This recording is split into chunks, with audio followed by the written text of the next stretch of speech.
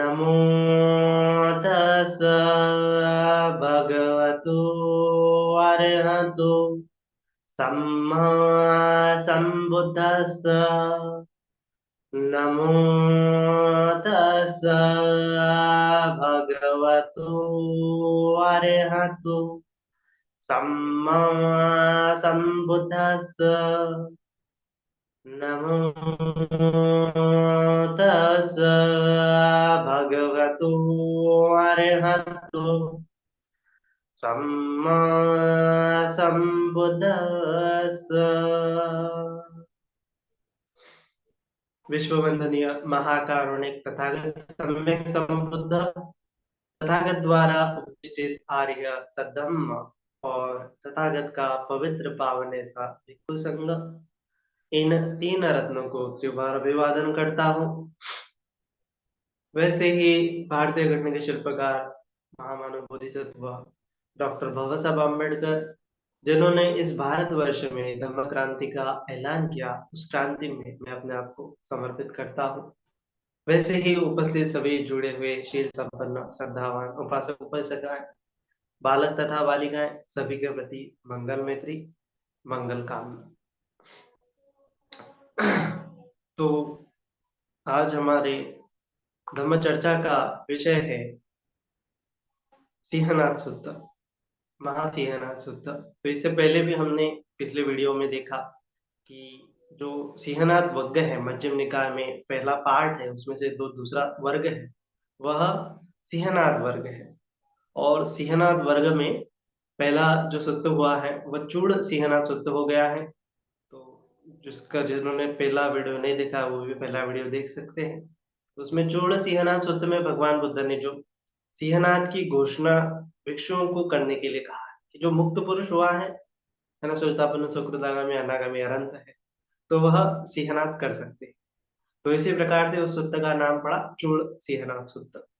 तो आज का जो सूत्र है वह है महासिंहनाद सूत्र।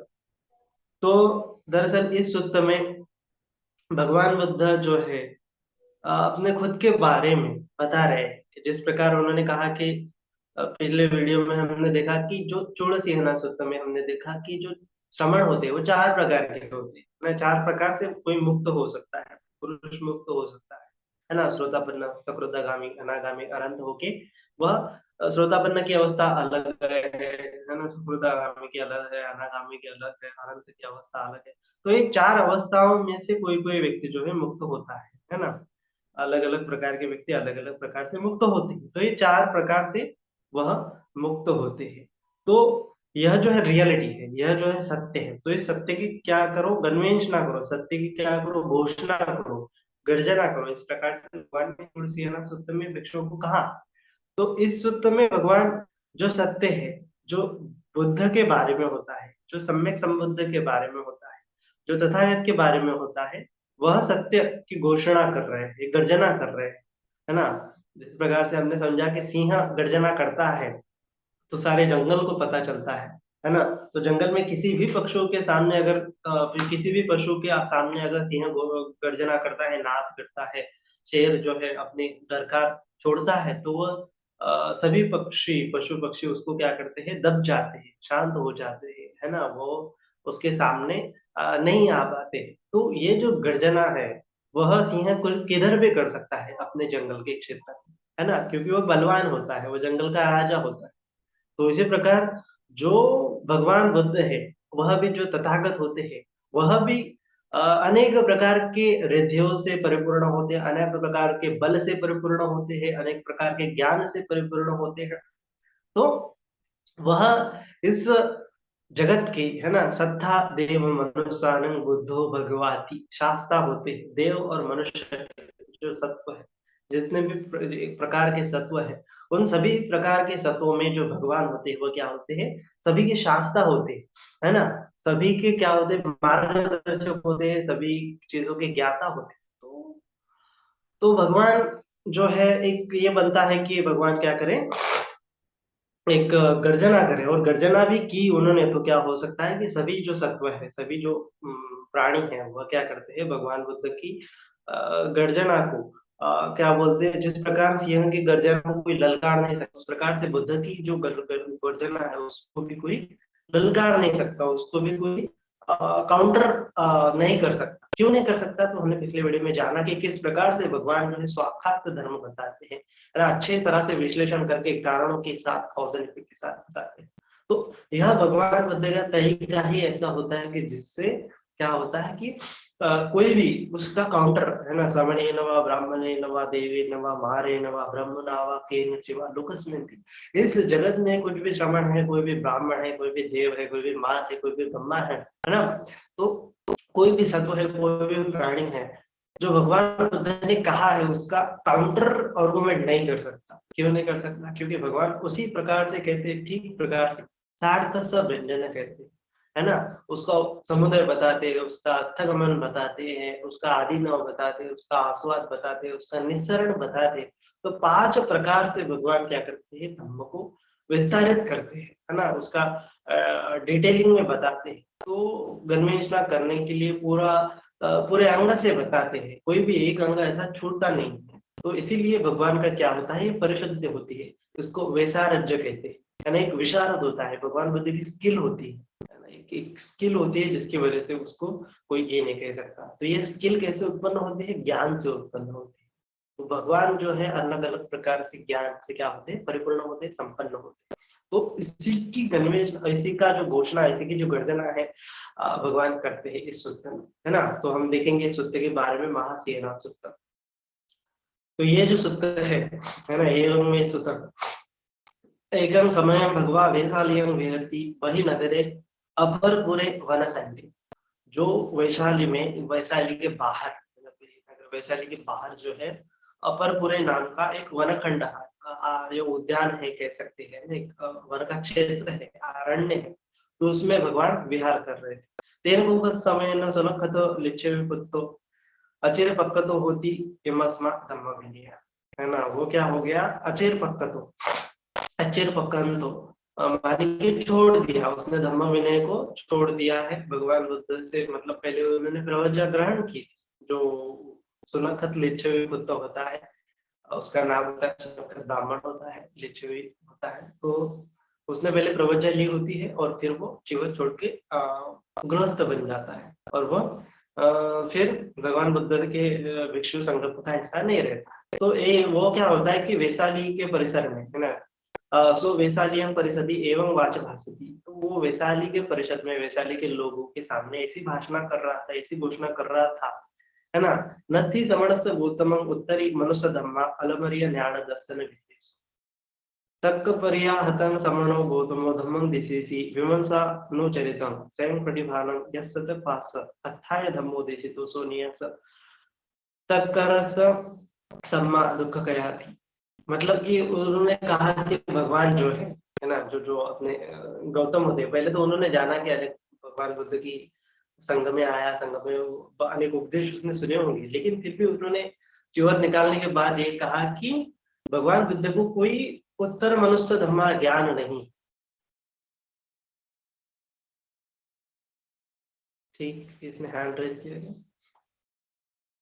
तो जो लिच्छवी पत्र होता है, सुनखत होता है, उसने कहा है कि भगवान बुद्ध को कोई उत्तरी मनुष्य धर्म ज्ञान नहीं होता है ना, और उसको कोई दिव्य शक्ति भी प्राप्त नहीं होती है, अलमरिया ज्ञान दर्शन विशेष।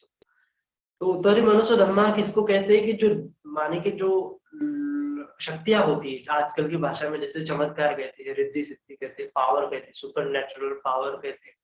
तो भगवान को किसी भी प्रकार की कोई सुपर नेचुरल एबिलिटी नहीं है, पावर नहीं है, उनको कोई दिव्य शक्ति नहीं है। इस प्रकार से वह वह क्या कर रहा था, सुनखत ब्राह्मण वैशाली के लोगों को बता रहा था। और भगवान जो है, मतलब कि जो गौतम है, जो श्रमण गौतम है, वो क्या करता है कि तर्क परियाहतम, मतलब कि तर्क परियाहतम और विमर्शानुचरितम, जो धम्म बताया, मतलब माने कि उसने तर्क करके, विमर्शा करके, माने कि थ्योरी बना के क्या कर रहा है, वो लोगों को बता रहा है ना। थ्योरी एक अपने खुद से उसने डेवलप की है और थ्योरी लोगों को बता रहा है। और जो जिसको उपदेश करता है वो ऐसा कहता है, श्रवण गौतम ऐसा कहता है कि जिसको उपदेश करता है धर्म के अनुसार अगर वो आचरण करने से वह व्यक्ति दुख से मुक्त हो जाता है ना। माने कि श्रमण गौतम जो है पूरी एक तर्क के साथ, मीमांसा के साथ ही धर्म बताता है ना। भगवान बुद्ध हमेशा क्या करते हैं कि एकदम उपदेश जो है तर्क के साथ देते हैं और मीमांसा के साथ देते हैं। तो देने से क्या होता है कि जो सुनने वाला होता है, तो सुनने वाले में क्या होता है कि चक्षु उत्पन्न होता है ना, एक दृष्टि उत्पन्न होती है ना। और दृष्टि उत्पन्न होने से यदि भी वो पालन करता है, उसकी धारणा करता है, तो जो सुनने वाला व्यक्ति है वो क्या होता है, दुख क्षया साथी, तो जो दुख को क्षय कर सकता है, दुख से मुक्त हो जाता है। तो उसको वो इसी प्रकार से वो जो लिच्छवी है, सुनखत लिच्छवी जो है वैशाली के लोगों को बता रहा था। तो उसी समय में अपने सारिपुत्र जो स्थविर है, वह चारिका के लिए गए थे लिच्छवी में, वैशाली में ना गांव के अंदर। तो सारिपुत्र स्थविर ने वो सुन लिया कि इस प्रकार से वो सुनखत ब्राह्मण लोगों को कह रहा है ना, कि भगवान को कोई उद्धरी मनुष्य धर्म प्राप्त नहीं है, लोग की जो जो अभिज्ञा है, सुपरनैचुरल पावर भगवान बुद्ध के पास नहीं है, दिव्य शक्ति भगवान बुद्ध के पास नहीं है ना। और भगवान केवल तर्क के साथ धर्म बताते हैं, और जो सुनने वाला होता है अगर उसने धर्म का पालन किया तो वह दुख से मुक्त हो जाता है। तो इसी प्रकार से वो बता रहा था, सारिपुत्र स्थविर ने सुन लिया। फिर चारिका हो जाने के बाद, भोजन भोजन करने के बाद सारिपुत्र स्थविर फिर भगवान के पास आते हैं, भगवान को परिक्रमा करते हैं, वंदन करके एक और बैठ जाते हैं और भगवान से कहते हैं कि मैंने इस प्रकार से सुना है ना, कि जो लिच्छवी पुत्र है वो इस प्रकार से कह रहा था कि समन गौतम को किस प्रकार का लौकिक या लोकोत्तर ज्ञान नहीं है, दिव्य शक्ति उसके पास नहीं है, वो केवल तर्क और मीमांसा के साथ धर्म बताता है, और सुनने वाला व्यक्ति अगर पालन करे तो वो मुक्त हो जाता है। तो इस प्रकार से वह जो सारिपुत्र स्थविर है भगवान से वह कहते हैं, है ना। और फिर भगवान कहते हैं कि कोदन हेसु सारिपुत्र सुनखत मोह पुरुष, जो है, जो सुनखत ब्राह्मण है वह क्या है कि क्रोधित होकर उसने परिव्रजा का त्याग कर दिया है। और वो क्या है, मोघ पुरुष है। मोघ पुरुष माने कि जो मूढ़ है, मूर्ख है ना, आजकल के भाषा में जो मूर्ख है वो जो समझने के लायक नहीं। तो इस प्रकार से मोघ पुरुष भगवान ने कहा है। तो हर बार मोघ पुरुष भगवान यूज करते हैं शब्द की, जिसको समझ में नहीं आता है कि भगवान क्या कह रहे हैं, तो उसको भगवान मोह को कहते हैं कि क्योंकि वो मोह के कारण, अज्ञान के कारण, अहंकार के कारण, मलिन चित्त के कारण बुद्ध की वाणी को समझ नहीं पाता। और समझ नहीं पाता है, समझ भी लिया तो उसका आचरण ठीक से नहीं करता है, तो आचरण भी नहीं कर पाता, तो भगवान उसको मोह पुरुष कहते हैं। तो भगवान ने कहा है कि जो सुनखत है वो मोह पुरुष है। क्रोधात मनस ऐसा वाचा भाषिता, क्रोध के कारण इस प्रकार की भाषा बोल रहा है। अवर्णं भाषितामिति को सारिपुत्र सुनक, मतलब कि अवर्णं भाषितामिति को सारिपुत्र सुनखतो मोह पुरुषो वर्ण एव तथागत भाषति। मतलब कि अवर्ण, मेरे बारे में वो कुछ तो भी अनाप शनाप बक रहा था, लेकिन अनाप शनाप बकते हुए भी उसने क्या कर दिया, एक भगवान बुद्ध की एक प्रकार से क्या बोलते हैं, प्रशंसा की है ना। एक प्रकार से प्रशंसा की है कि भगवान जो है जिसको उपदेश करते हैं धर्म के अनुसार आचरण करने से वह व्यक्ति दुख से मुक्त हो जाता है, ऐसा कह रहा है ना। तो सुनखत ठीक प्रकार से, एक प्रकार से भगवान की प्रशंसा कर रहा है ना। चाहे उसने अलग अलग कर दिया है, लेकिन उसने जो जाना कि भगवान बुद्ध जिसको उपदेश करते हैं, और उपदेश करने वाला व्यक्ति और सुनने वाला व्यक्ति यदि भी भगवान बुद्ध के धर्म की धारण करे, उसका प्रैक्टिस करे, उसका आचरण करे, तो वह व्यक्ति मुक्त हो सकता है। तो इस प्रकार से सुनखत ने क्या की, भगवान की एक प्रकार से प्रशंसा की। और अयमपि नाम सारिपुत्र सुनखत मोघ पुरुष मया धम्मन्वय न भासति इति विशो भगवान सम्मा संबुद्धो विचाचरण संपन्नो सुगतो लोकविदो न पुरुष पुरुष धामस्कारति सत्ता देव मनुष्यानं बुद्धो भगवान। तो भगवान बुद्ध के गुण उसको पता नहीं है ना। जो मोघ पुरुष सुनखत है उसको भगवान कह रहे हैं कि उसको भगवान के गुण पता नहीं है, कि जो शास्त्र होते हैं, जो भगवान होते हैं वो अनंत होते हैं, सम्यक समृद्ध होते हैं, है ना, विद्या और आचरण से संपन्न होते हैं, सुगत होते हैं, सुगति को जानने वाले होते हैं, लोक विदु होते हैं, पुरुष धम्म सारथी, दमन करने वाले पुरुष के सारथी होते हैं, और सत्ता देव मनुष्य शास्ता होते हैं, देव और मनुष्य के बुद्धो भगवाती। तो ये जो क्वालिटीज है बुद्धा की, वह सुनखत इससे परिचित नहीं है, वो जानता नहीं है कि किस प्रकार से भगवान नारायण है, किस प्रकार से सम्यक संबुद्ध है ना, किस प्रकार से विद्याचरण संपन्न है। और यह भी जो है, इसके साथ साथ अयम्पि के नाम सारिपुत्र सुनखत मोगो पुरुष समय धमन वयो न भासति न भविष्यति। तो ये भी नहीं जान पाता कि वो इति विशो भगवा, अनेक विहितं इद्धि विधं पच्चनो होती, माने कि भगवान की क्वालिटीज तो वो जानता ही नहीं है, इसके साथ वो ये भी नहीं जानता कि इति पिसो भगवा अनेक विहितं इद्धि विधं पच्चनो होती, कि जो भगवान अनेक विद्याधारी है, रिद्धिधारी है, रिद्धि विधि है ना, इद्धि विधम कहते हैं उसको पाली में, और हम संस्कृत में या फिर मराठी में कहेंगे रिद्धि। रिद्धि जो सिद्धि होती है ना, जो सुपर नेचुरल क्वालिटीज होती है, चमत्कार होते हैं, अभिज्ञा होती है, रिद्धि अभिज्ञा होती है, वह अभिज्ञा भगवान को मतलब बहुत अच्छे से आती है ना। भगवान को अनेक अनेक प्रकार की अभिनय आती है, जैसे कि भगवान एक होकर अनेक हो सकते हैं, अनेक होकर एक हो सकते हैं। ये जो भगवान का क्या है कि ये क्वालिटीज है। भगवान को अनेक प्रकार के ज्ञान प्राप्त होते हैं, तो ये भी ज्ञान प्राप्त होता है कि ये शरीर जो है हल्का है, तो अब वो शरीर को हल्का करके आकाश में भी उड़ सकते हैं, आकाश में भी चल सकते हैं, पानी के ऊपर चल सकते हैं। जमीन के जमीन की भी क्वालिटीज उनको पता है, तो जमीन के जैसे बन सकते हैं, दीवार के आर पार जा सकते हैं, समंदर के आर पार जा सकते हैं, पहाड़ के आर पार जा सकते हैं, सूरज चंद्रमा को छू सकते हैं। ये जो है रिद्धियां है ना, ये ये क्वालिटीज क्या है, ये अपना समापत्ति धारण करने से, क्या बोलते हैं उसको, आठ ध्यान समापन्न करने से कोई भी व्यक्ति में ये क्वालिटीज आ जाती।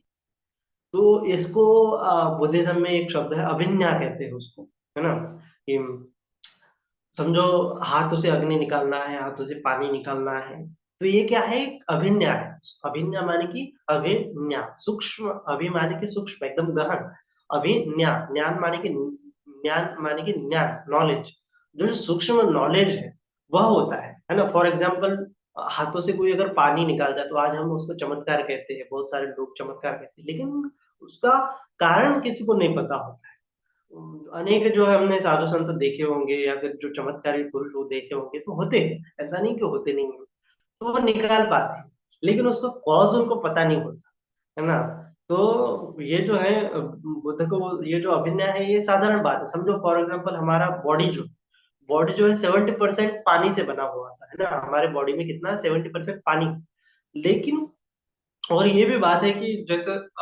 गर्मी का सीजन है ना, समर का सीजन है, और पूरा पसीना पसीना होता है ना, पूरा हमारा क्या होता है कि शरीर से पानी निकलता है, घाम निकलता है, श्वेत निकलता है, इसका मतलब क्या है, पानी निकलता है। तो पानी निकलता है पूरा, हाथों से पैरों से पूरा लथपथ लथपथ हो जाता है, पसीना पसीना हो जाता है। तो अभी विंटर का सीजन चल रहा है, अभी हम किसी को कहें कि भाई तुम सर्दी में तो पूरा बहुत पसीना पसीना आते थे, बहुत सारी बूंदे तुम्हारे शरीर से निकलती थी पानी, अभी एक बूंद मुझे जो है तुम हाथों की तली से निकाल के दिखाओ, मैंने यहाँ से एक बूंद निकाल के दिखाओ, तो हम वो निकाल नहीं पाते। क्यों नहीं निकाल पाते?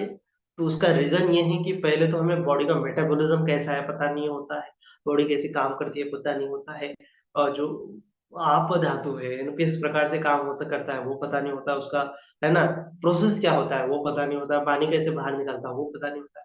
तो जो आठों ध्यान जिस व्यक्ति ने समापन्न किया है, समाप्ति की है, तो ऑटो ध्यान वाला व्यक्ति का चित्त इतना सूक्ष्म होता है, इतना एकाग्र होता है, तो ये पूरी प्रक्रिया वो जानता है ना, एक अभिज्ञा अभिनव का सूक्ष्म ज्ञान वो जान पाता है कि मेरे शरीर के भीतर पानी का बहाव कैसे होता है, पानी का बहाव कैसे होता है, कि हाथ में कैसे वो पेट में जाता है, पैरों में जाता है, पूरा रक्त के साथ कैसे पानी मिक्स होता है, कैसे खून बनता है, कैसे ऑक्सीजनेट होता है, कैसे डीऑक्सीजनेट होता है, तो ये सारी प्रक्रिया आठवें ध्यान में पूरे एकाग्र चित्त के साथ वो जानता है, और जानने से उसको पानी के पूरा क्या होता है कि एक प्रोसेस पता चलता है, और किस प्रकार से पानी के जो छिद्र है वो किस प्रकार से पानी ग्रहण करते हैं और पानी का इवेपोरेशन करते हैं, तो वो प्रोसेस उसको पता है।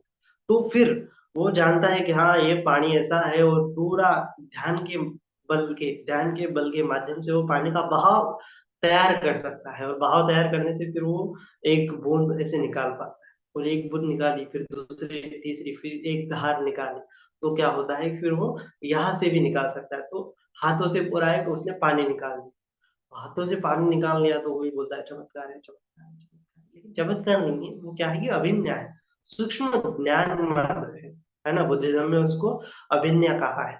लेकिन बाकी के जो मत मान्यता वाले व्यक्ति है वो कहते हैं उन ध्यान में उनको ये हो जाता है, लेकिन उनको प्रोसेस समझ में नहीं आती, प्रोसेस समझ में नहीं आती तो वो जानते हैं कि अरे यार ये जो है, मैं किस आराध्य देवत को पूज रहा था, आराध्य देवत का मैंने ध्यान किया और ध्यान से मुझे ये आराध्य देवत ने ये पावर मुझे दी और मैं चमत्कार कर सकता हूँ, हाथों से पानी निकाल सकता हूँ, हाथों से फिर अग्नि निकाल सकता हूँ।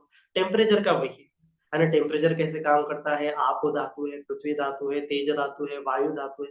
तो ये धातु का सम्मिश्रण कैसे होता है, धातु का विघटन कैसे होता है, क्रिया कैसे होती है, प्रक्रिया कैसे होती है, तो ये प्रोसेस वो जान नहीं पाता और उसको जान नहीं पाने के कारण वो हो जाता है। हो जाने से वो सोचता है कि मुझे जो एबिलिटीज है मेरे आराध्य दैवत में दी, तो इसीलिए उसकी मिथ्या दृष्टि बन जाती है और मिथ्या दृष्टि बन जाने के कारण वो केवल लोकीय ज्ञान तक ही सीमित हो पाता है और मुक्त नहीं हो पाता, है ना। तो भगवान ने जो रिद्धि विद्धि है इसको क्या लोकीय ज्ञान के क्षेत्र में कहा है, जो अभिज्ञा होती है। 6 प्रकार के अभिज्ञा आमतौर पे बुद्ध ने बताए, तो 6 प्रकार में जो 5 प्रकार की अभिज्ञा होती है वो लोकीय है ना। तो लोकीय होने के कारण वह जो व्यक्ति है वह किसी मिथ्या दृष्टि में पड़ जाता है और वो मुक्त नहीं हो पाता। और मुक्त होने की केवल एक ही अभिज्ञा है, वह आसवाखया अभिज्ञा है। उसके बारे में हम देखेंगे आगे, भगवान बुद्ध के बारे में कितनी क्वालिटीज है, तो अनेक प्रकार की क्वालिटीज है। तो आमतौर पे यहाँ पे 10 क्वालिटीज हम देखने वाले हैं भगवान बुद्ध की।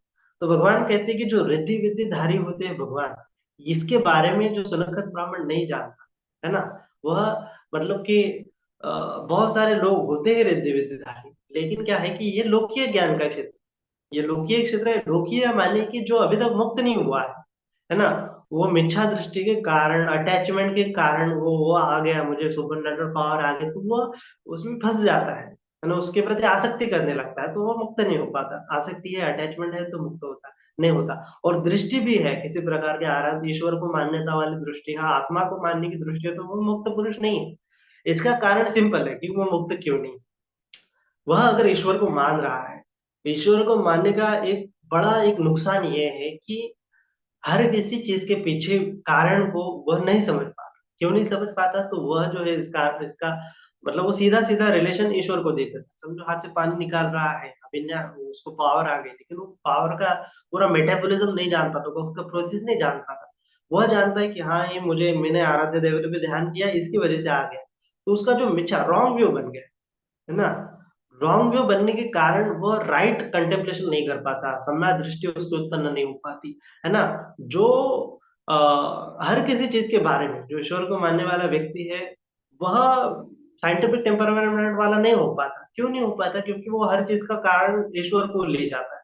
बिग बैंग के पहले क्या था, आज तक साइंटिस्ट ने इतना ये करके, इतने शोध डिस्कवरीज करके, इतना स्टडी करके पता लगा कि भाई बिग बैंग हुआ होगा इस प्रकार से। और फिर जो ईश्वर को मानने वाले लोग हैं उसके पहले क्या था, ये क्वेश्चन उठा देते, तो ईश्वर होता है। तो हर चीज के पीछे ईश्वर का कारण लगाने देने से प्रॉब्लम सॉल्व नहीं होती। अभी तो वो मिच्छा मिच्छा प्रॉब्लम मिच्छा है ना। जैसे किसी पहले जमाने में जो हमारे हमारे भारत में एक है ना, एक एक ये है राइम्स के करणी नारायण पानी, ऐसा बोलते हैं कि जो जो नारियल में पानी वो किस कारण की वजह से, तो भाई ईश्वर ने किया होगा। तो उनको कारण ही पता नहीं, तो कारण मतलब कारण खोजते ही नहीं। क्यों नहीं खोजते, क्योंकि वो ईश्वर को कारण मान लेते। तो ईश्वर को कारण मानने से वो कार्य और कारण की परंपरा, कार्य और कारण की श्रृंखला, कॉज एंड इफेक्ट की थ्योरी को डिस्कवर नहीं कर पाते, उसकी प्रोसेस को नहीं समझ पाते। नहीं समझ पाते तो उनका जो इंटेलेक्चुअल है वो विकसित नहीं हो पाता, प्रज्ञा उनकी विकसित नहीं हो पाती। नहीं होने के कारण वो रॉन्ग वे में फंस जाते हैं और फिर इस संसार चक्र में घूमते रहते हैं। तो ठीक उसी प्रकार से संसार चक्र है, उसकी उत्पत्ति के कारण वो ईश्वर को देते हैं। ये जीव है, ये नाम और रूप है, इसकी उत्पत्ति का कारण वो रूप देते हैं, है ना। ये जो वेदना हो रही है उसकी उत्पत्ति का कारण वो रूप देते हैं, तृष्णा है उसकी उत्पत्ति का कारण वो सॉरी ईश्वर दे देते हैं। तो हर चीज के पीछे कारण लगाता है, तो ईश्वर का लगा देने से प्रॉब्लम सॉल्व नहीं होते। अभी तो मिथ्या सॉल्यूशंस कहते हैं, तो इसीलिए उसको भगवान मिथ्या दृष्टि कहते हैं, है ना। 3 प्रकार की दृष्टियां बहुत बेहतर बताई उधर। एक तो ईश्वर को मानने वाली, दूसरी होती है आत्मा को मानने वाली, और तीसरी होती है जो नच्छिका दृष्टि, माने कि जो नास्तिक है, जो कर्म की फल पे, कर्म के सिद्धांत पे विश्वास नहीं करता, ये जो उच्छेदवादी दृष्टि। ये तीन दृष्टियां घातक दृष्टियां है ना। इसके परे जो दृष्टि होती है वो समा दृष्टि होती है। तो ये जो आत्मा को मानने वाला भी वही करता है, वो फंस जाता है, वो किसी चीज को ध्यान में बैठा है तो किसी चीज को ढूंढने लगता है। ये चित्त में, हाँ ये बहुत बड़ा आनंद आ रहा है तो ये आत्मा होगा, मुझे आकाश अनंत दिख रहा है तो ये आत्मा होगा, विज्ञान अनंत दिख रहा है तो ये आत्मा होगा, नैव संज्ञा ना संज्ञा दिख रहा है तो ये आत्मा होगा, अकिंचन दिख रहा है, कुछ भी नहीं दिख रहा तो ये आत्मा होगा। तो किसी चीज को वो पकड़ लेता है, जब तक पकड़ लिया है तब तक वह मुक्त नहीं हो पाता। तो इसीलिए जो कार्य और कारण की श्रृंखला है वह नहीं जानने के कारण वह सम्यक दृष्टि उत्पन्न नहीं कर पाता। कोई भी जो ईश्वर को मानने वाला व्यक्ति है, आत्मा को मानने वाला व्यक्ति है, या फिर जो उच्छेदवादी है वह केवल जैसे जो अपना ये है, कौन है, सुनखत लिच्छवी बुद्ध है, वह भी एक प्रकार से उच्छेदवादी है। उच्छेदवादी का मतलब है नास्तिका दृष्टि वाला। नास्तिका दृष्टि वाला मतलब है उच्छेदवादी।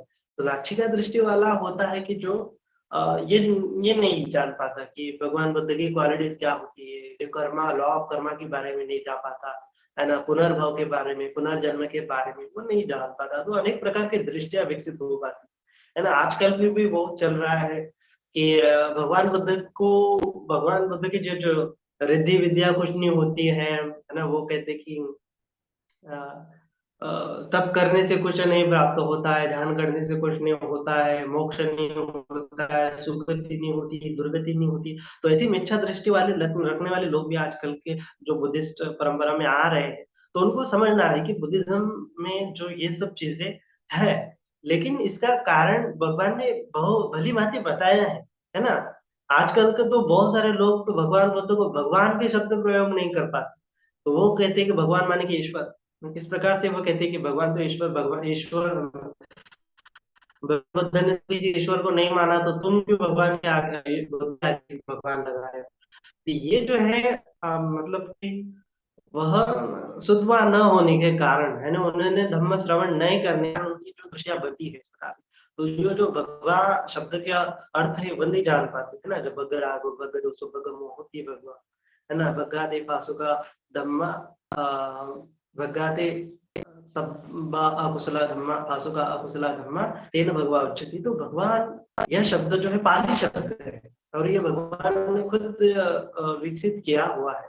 बाद में जब ये वर्ड फेमस हुआ, बुद्ध का धम्म फेमस हुआ पूरे जम्बू द्वीप में, पूरे भारत देश में, पूरे विश्व में फैला, तो भगवान ये शब्द हर एक कोई व्यक्ति लगाने लगा, आपका संस्थापक लगाने लगा है ना। महावीर को भी, निकटनाथ बुद्ध भी बाद में भगवान यूज करने लगे। फिर बाद में जो लिटरेचर लिखा गया है, जैसे भगवत गीता भी भगवान बुद्ध के 500 साल बाद लिखी हुई है, तो उसमें भी जो श्रीमद् भगवत गीता, तो भगवत ये शब्द फिर संस्कृत में लिया गया है, फिर भगवान का मीनिंग चेंज हो गया है। तो जो शब्द बार बार यूज में लाया जाता है, एक भाषा से दूसरी भाषा में जाता है, दूसरी भाषा से तीसरी भाषा में जाता है, तो भाषा में जाने के कारण उसका अर्थ भी बदल जाता है, लेकिन उसका मूल अर्थ हमें समझना है। तो मूल भगवान शब्द का अर्थ है कि जिसने भगव रागो भग दोषो भग मोह, जिसने पूरी तरह से राग द्वेष मोह भग्न कर दिए, खंडित कर दिए, तो वो भगवान व्यक्ति हुआ है ना। तो भगवान का यह एक क्या होता है कि क्वालिटीज होती है, वैसा रज्जु होता है कि कोई ऐसा भगवान पे उंगली नहीं उठा सकता कि तुम भगवान नहीं करके, तुमने इस प्रकार का संयोजन को तुम चिटके हुए हो, इस प्रकार का तुम्हारी मान्यता गलत है, ऐसा कोई कह नहीं सकता, क्योंकि भगवान पूरी तरह से वो मुक्त पुरुष होते हैं। ये जो हम क्वालिटीज हम भी भगवान बुद्ध की सुन रहे हैं, धीरे धीरे देख रहे हैं। तो पहली क्वालिटी ये होती है कि जो धारी होती है भगवान, है ना, कि अनेक प्रकार की रिद्धियां उनको होती है, शरीर के साथ वो अनेक अनेक प्रकार की रिद्धियां कर सकते हैं। हमारे शरीर के साथ जो पावर होती है वो क्या होती है, एक रिद्धि विद्धि कहते हैं ना। शरीर को हल्का करना, आकाश में उड़ाना, पानी के ऊपर चलना, हाथों से पानी निकालना, हाथों से अग्नि निकालना, हवा की तरह शरीर हो जाना, गायब हो जाना, है ना, अंतर्धान हो जाना, दूसरी तरह से उत्पन्न होना, एक होके अनेक होना, दो बॉडी तैयार करना, कितनी सारी बॉडी तैयार करना, फिर अनेक बॉडी को एक बॉडी में लाना। तो ये जो शरीर के साथ अनेक अनेक प्रकार के चमत्कार करने हैं उसको रिद्धि विद्धि कहते हैं। तो ये होते हैं, उसका पीछे का अभी हमें कारण नहीं पता, तो इसका मतलब ये नहीं कि ये होते नहीं। तो धीरे धीरे हमें समझना है कि बहुत सारे लोग कर पाते हैं, बहुत सारे हमने कहानियां भी सुनी है, लेकिन उसके पीछे का जो रीजन है, उसका जो पर्टिकुलर कॉज एंड इफेक्ट है, जो अभिज्ञा है, सूक्ष्म ज्ञान इसके पीछे क्या है, वह नहीं समझने के कारण मिथ्या दृष्टि से लोग ये ईश्वर और आत्मा को उसका हेतु बताते हैं। लेकिन उसका हेतु केवल नाम और रूप है ना। नाम चित्त और क्या है, रूप है। चित्त जिस प्रकार से धातु के बारे में हम समझेंगे कि धातु होता है तो चेतसिक धातु होता है, रूप धातु होता है। तो चेतसिक धातु रूप धातु को निर्देशित करता है, और फिर रूप धातु में चेंजेस होते हैं, रूप धातु में जिस प्रकार से चेंजेस होते हैं उस प्रकार से चेतसिक धातु होता है। तो ये जो कम एक दूसरे पे जो होते हैं, निश्चय बच्चे होते हैं या फिर अन्य मन्य बच्चे होते हैं, एक दूसरे पे आश्रित होते हैं। तो ये जो नाम और रूप है, माइंड एंड मैटर है, इनका जो प्रपंच है वह अच्छी तरह से जिसको समझ में आ गया तो वह इस नाम और रूप में चेंजेस भी कर सकता है। अभी नहीं कर सकता क्योंकि उसको पता ही नहीं कि नाम रूप किस प्रकार से। जब उसको पता चलेगा, जब उसका ज्ञान हो जाएगा नाम और रूप के बारे में, तो हर हर चीज वो नाम और रूप के साथ कर सकता है। जो जो पॉसिबिलिटीज है नाम और रूप के साथ, वो पॉसिबिलिटीज वो कर सकता है। उसको ही रिद्धि विद्धि कहा गया है ना। तो इद्धि विद्धं पच्चनुभूतो होती। तो ये जो है भगवान बुद्ध की क्वालिटी से। इसके बाद इति विशो भगवा दिव्याय स्रोत धातुया विशुद्धिया विशुद्धाय, कि भगवान बुद्ध को स्रोत धातु का भी ज्ञान होता है। इसको कहते हैं कि दिव्य स्रोत ज्ञान। माने कि पहला है रिद्धि विद्य ज्ञान होता है, दूसरा है दिव्य स्रोत ज्ञान। दिव्य स्रोत माने कि भगवान जो है कितना भी दूर का ध्वनि सुनाई सकते हैं, सुन सकते हैं, है ना। अभी ये भी क्वालिटीज है। अभी अ, अ, मनुष्य का जो इंद्रिया है वो लिमिटेड हो गया है। कानों का जो हमारा सुनने का क्षमता है वो लिमिटेड है, हमारे इवोल्यूशन के कारण वो लिमिटेड हो गया है। जैसे हम 20 हर्ट्ज टू 20,000 हर्ट्ज है ना, 20 हर्ट्ज तो 20,000 हर्ट्ज के दरमियान का ध्वनि सुन सकते हैं। लेकिन 20 हर्ट्ज के पहले या फिर 20,000 हर्ट्ज के बाद में हम नहीं सुन पाते। लेकिन जब जो हाथी होता है, अनेक प्रकार के पशु होते हैं, 20,000 हर्ट्ज के बारे बाद की ध्वनि सुन सकते हैं। कुत्ते होते हैं, जो बैट्स होते हैं, वो 20,000 हर्ट्ज, सॉरी 20 हर्ट्ज के पहले की ध्वनिया सुन सकते हैं, है ना, स्मॉल फ्रिक्वेंसीज की ध्वनिया सुन सकते हैं। तो ये जो क्वालिटीज है हमारा लिमिटेड है। आंखों का भी हमारा लिमिटेड है कि हम केवल जो 7 ही कलर देख पाते हैं। लेकिन अन्य पशु जो है नाइट विजन उनका होता है, एक्सरेज वो देख पाते हैं, गामा रेज वो देख पाते हैं, इंफ्रारेड वो देख पाते हैं, अल्ट्रावायलेट रेडिएशन देख पाते हैं। तो हम वो देख नहीं पाते। केवल हम जो इलेक्ट्रॉनिक माध्यम से तो हम डिटेक्ट कर पाते हैं, उनका एक्सिस्टेंस है, लेकिन हमें अभी आंखों से हम पता नहीं कर पाते। लेकिन जब हम पूरा समाधि के साथ आर्ट ध्यान प्राप्त करेंगे तो वो हमारी जो इंद्रिया है वो विकसित हो जाएगी। विकसित होने से पूरा एक एक सेंस हमारा इतना एक्टिवेट हो जाएगा कि हम हमारे जो लिमिटेशंस है वो क्रॉस कर देंगे, है ना। 20 हर्ट्ज से 20 हर्ट्ज 20,000 हर्ट्ज है, तो वो लिमिटेशंस है हमारा वो क्रॉस हो जाएगा।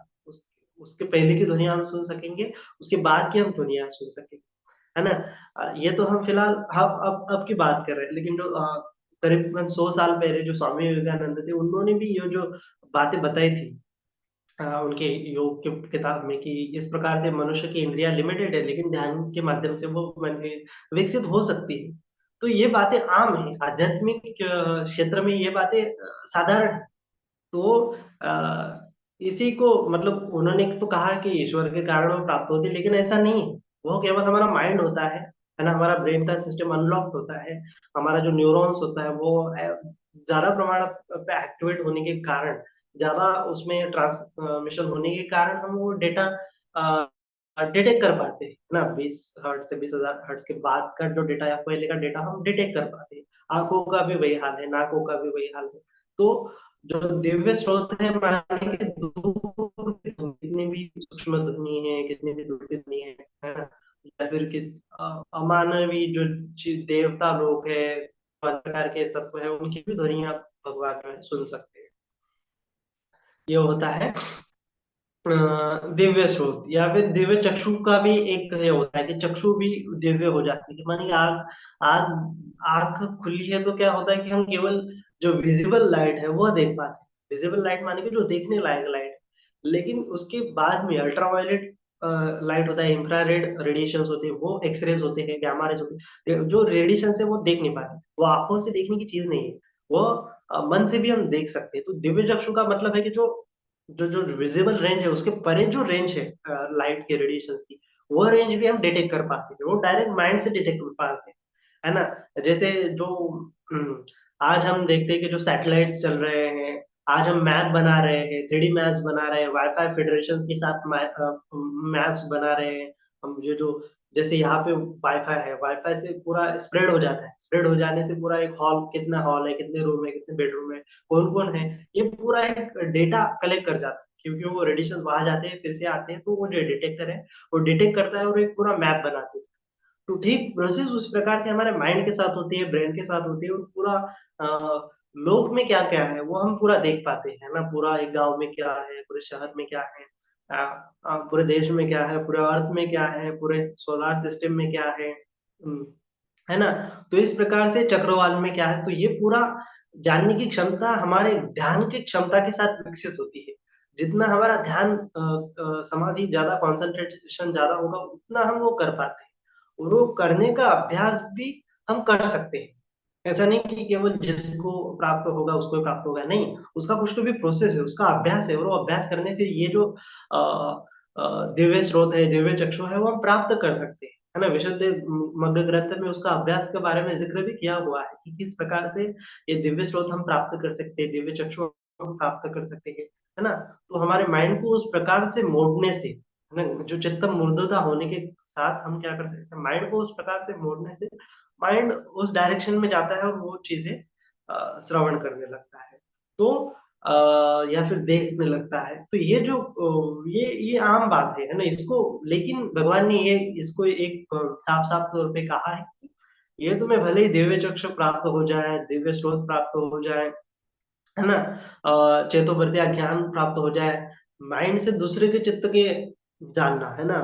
मेरे माइंड है तो मेरे माइंड से दूसरे का माइंड रीडिंग करना, माइंड रीडिंग करना, चित्त को चित्त से जानना, जैसे है वैसे जानना, सराग है तो सराग, सद्वेष है तो सद्वेष, है ना, वीतराग है तो वीतराग, वीत मोह है तो वीत मोह। तो इस प्रकार से जिस जिस प्रकार से चित्त है, जिस जिस प्रकार से इमोशंस दूसरे के चित्त में आ रहे हैं, थॉट्स दूसरे के चित्त में आ रहे हैं, उसी प्रकार से यथाभूत भगवान जो है जानते हैं। तो ये होता है चेतो प्रत्याज्ञान ज्ञान, दूसरे के चित्त को जानना, जैसे है वैसे जानना।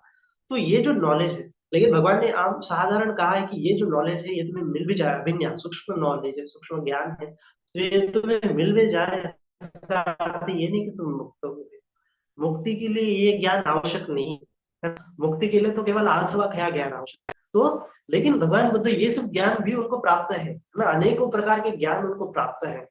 तो इस प्रकार से भगवान बुद्ध के पास भगवान कहते हैं कि अलग अलग प्रकार के ज्ञान होते हैं। तो भगवान आगे कहते हैं कि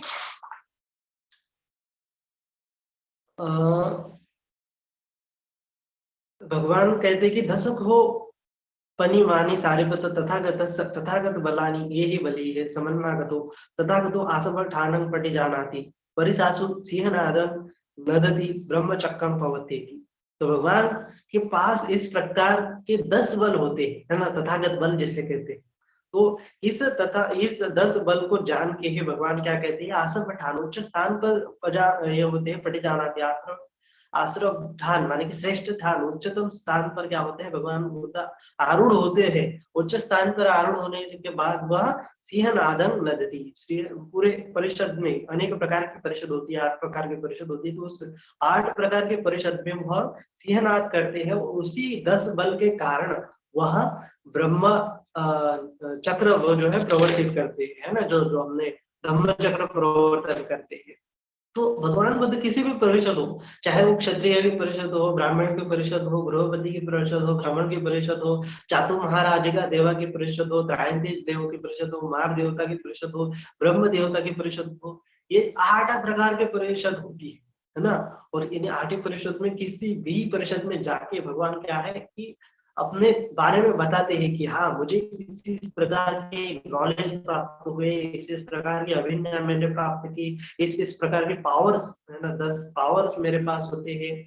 तो ये 10 पावर होने के होने से ही तथा क्या करते हैं, सिहनात करते हैं, गर्जना करते हैं, हाँ मेरे पास है। दुनिया में किसी के पास ये नॉलेज, ये जो पावर है नहीं होती है, वो केवल तथागत के पास ही होती है। तो जिस प्रकार से सिंह ही जंगल में गर्जना करता है, जो राजा होता है जंगल का, वो शेर जो होता है वही गर्जना कर सकता है। उसी प्रकार से जो लोक में जो श्रेष्ठ है, सत्ता देव मनुष्य बुद्ध को शास्ता है देव मनुष्य की, वही क्या कर सकते हैं, वो नाच कर सकते हैं। वही आके भी छोटे मोटे नाच करता है, लेकिन वो क्या होता है कि मिथ्या होता है। आजकल कोई भी आके क्या करता है, अपने आप को मुक्त पुरुष कहता है, सिद्ध पुरुष कहता है, है ना, अपने आप को भगवान कहने लगता है, अपने आप को बुद्ध कहने लगता है। लेकिन ये जो बुद्ध की क्वालिटीज है उनमें नहीं होती है ना, साधारण साधारण क्वालिटीज भी नहीं होती है। विचार संपन्न भी वो नहीं होते, उनका आचरण भी परिशुद्ध नहीं होता, वो खुद को भगवान कहते हैं, गॉड कहते हैं, या फिर मुक्त पुरुष कहते हैं, है ना। किसी को मारने काटने की बातें कर रहे हैं, फिर भी खुद को मुक्त कर रहे हैं। तो इस प्रकार से जो शील में भी, प्राणी हिंसा का शील भी पालन नहीं कर पाता, तो वह व्यक्ति परिशुद्ध कैसे हुआ है ना। दूसरों को मारने की बात ही है, दूसरों का द्वेष है, दूसरों का प्रति घृणा है। तो ये जो अ, वाङ्मय में, महाकाव्य में लिखा गया है, तो वह पुरुष है, पुरुषोत्तम जिसको कहा है, लेकिन वो सही मायने में पुरुषोत्तम नहीं। वो तो 5 शीलों का भी पालन नहीं करते, उनका आचरण परिशुद्ध नहीं होने से वह किस प्रकार से पूजनीय है ना, वह तो पूजनीय नहीं है फिर। तो तथागत जो है, 10 बल तथागत के होते हैं, तो 10 बल के कारण ही वो तथागत जो है ये जो सिंहनाद करते हैं और ब्रह्मचक्र का प्रवर्तन करते हैं, धम्मचक्र का अनुप्रवर्तन प्रवर्तन करते हैं। तो कौन सी 10 बल होते हैं भगवान के पास, तो 10 बल के बारे में आज हम जानेंगे विस्तार से।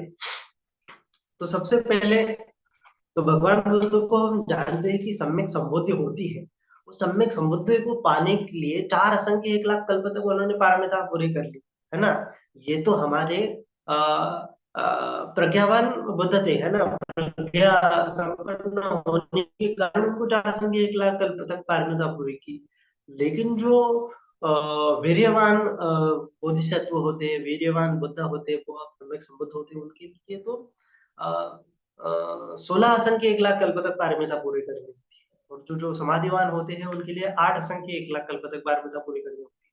तो हमारे सम्यक संबुद्ध जो है, वो जो बोधिसत्व थे बोले, है ना, जिनकी कहानी हम जानते हैं कि जो सुमेध, तापस सुमेध होता है, तो तापस सुमेध से चालू होती है, तो वहां से लेके जो सिद्धार्थ गौतम के जन्म तक 4 असंख्य 1 लाख कल्प जन्म जन्म उन्होंने ग्रहण किया, तब तक उन्होंने कितनी सारी पारमिताएं पूरी की, प्रज्ञा के साथ कितनी सारी पारमिताएं पूरी की। तो इतनी पारमिताओं करने के बाद ही उनको क्या होता है कि ये जो सम्यक संबोधि ज्ञान प्राप्त होता है। सम्यक संबोधि ज्ञान प्राप्त करना सबके बस की बात नहीं है ना। बुद्धत्व अवस्था में भी 3 प्रकार के बुद्ध होते हैं। तो एक होते हैं सम्यक संबुद्ध।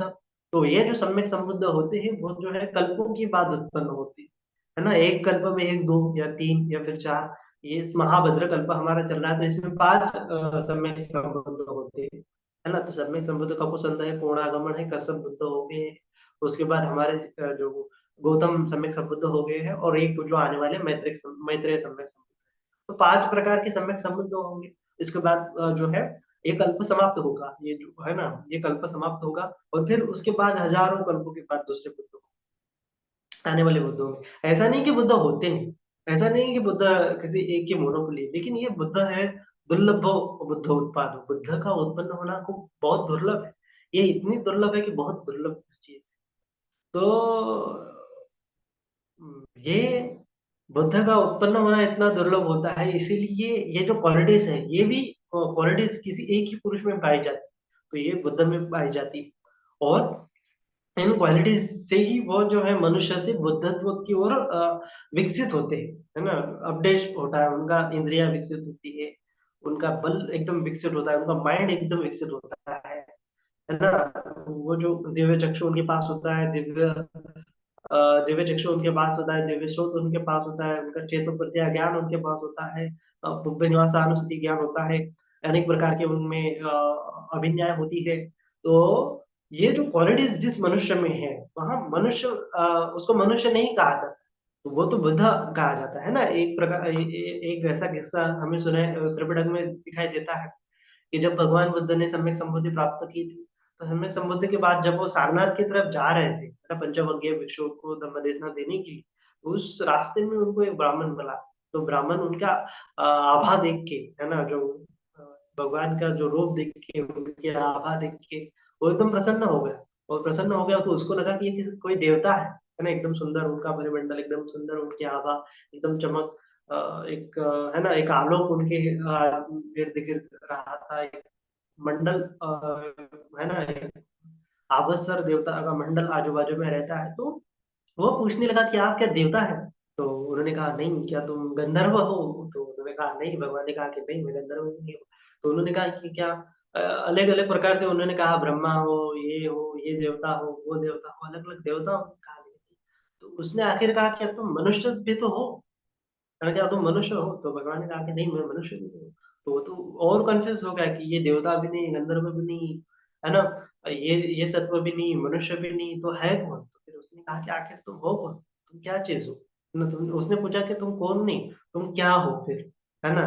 कौन जिसको उतने वो जो ब्राह्मण था उसको जिस जिस प्रकार के सत्व याद थे उसने सब बताया।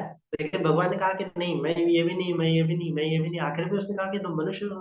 तो भगवान ने कहा नहीं मनुष्य भी नहीं हो। तो उसने कहा कि तुम क्या हो फिर? तो क्या हो? फिर भगवान ने कहा कि मैं बुद्ध हूँ, है ना। बुद्ध एक अलग चीज है, मनुष्य होना एक अलग चीज है। मनुष्य की जो योनि होती है उससे जो विकसित हो गया है वो बुद्ध पुरुष होता है, जो मुक्त हो गया, जो है ना, इस पूरे उसने जो जो मनुष्य का जो चित्त होता है उसका उसी प्रकार से चित्त नहीं रहा है। मनुष्य का चित्त जो इंद्रियों में लिमिटेड होता है वो उसकी इंद्रिया लिमिटेड नहीं है। बुद्ध पुरुष की उसकी इंद्रिया विकसित हो गई। विकसित हो जाने के कारण उसको मनुष्य नहीं कहा जाता है। तो मनुष्य शब्द का अर्थ भी मतलब ऐसे कहा जाता है कि मन उच्च, जिसका मन उच्च मतलब ऊपर की तरफ विकसित होने की तरफ बढ़ रहा है ना। जैसे हम इवोल्यूशनरी फेज में, है ना, जैसे बंदर से हम इंसान बन गए तो इंसान से भी होमो सेपियंस बन गया, आगे चल के होमो डियोस बन जाएंगे और विकसित हो जाएंगे। तो विकसित होते होते होते एक अवस्था आएगी कि अभी विकसित हो नहीं सकते, है ना, परिपूर्ण होंगे, है ना। तो जिस प्रकार से अ, है ना, एक जो गुब्बारा है पूरा होता फूलते फूलते फूलते उसका एक क्षेत्र होता है तो और नहीं फूल पाता। या फिर जो ग्लास है वो पूरा बढ़ते बढ़ते बढ़ते पूरा भर जाता है, अभी और नहीं भर जाता, और भर गया तो क्या होता है पानी नीचे आ जाता है। तो इसी प्रकार से विकसित अवस्था होती है। एक विकसनशील होता है और एक विकसित होता है। तो जो हम जो है प्राणी, मनुष्य प्राणी का है, मनुष्य हमारा मन क्या है, विकसित होता है, विकसनशील है। तो विकसित होने के लिए जा रहा है आगे जाके वो विकसित होगा होगा होगा। तो एक अवस्था आएगी कि उसके बाद वो विकसित नहीं होगा, परिपूर्ण हो जाएगा, उसकी इंद्रिया भी एकदम सुपर नेचुरल क्वालिटीज आ जाएंगी, एकदम विकसित हो जाएंगे, वो दूर से देख पाएगा, दूर से सुन पाएगा, है ना, एकदम कम्युनिकेशन के लिए उसको बोलने की आवश्यकता नहीं रहेगी, वो चित्त से चित्त को जान पाएगा। तो ये जो क्वालिटीज है एकदम विकसित मनुष्य की क्वालिटीज है। तो जो विकसित मनुष्य है वो आखिर में होमोसेपियंस नहीं रहता, उसको होमोडियस या फिर आगे की अवस्था का नाम दिया जाएगा। तो उसको बुद्ध बुद्ध कहा है पाली भाग में। तो किसी एक साइंटिस्ट ने भी बच्चे में एक साइंटिस्ट ने भी कहा था कि मनुष्य अगर विकसित होता जाएगा तो एक अवस्था आएगी कि मनुष्य अब आगे विकसित नहीं हो पाएगा।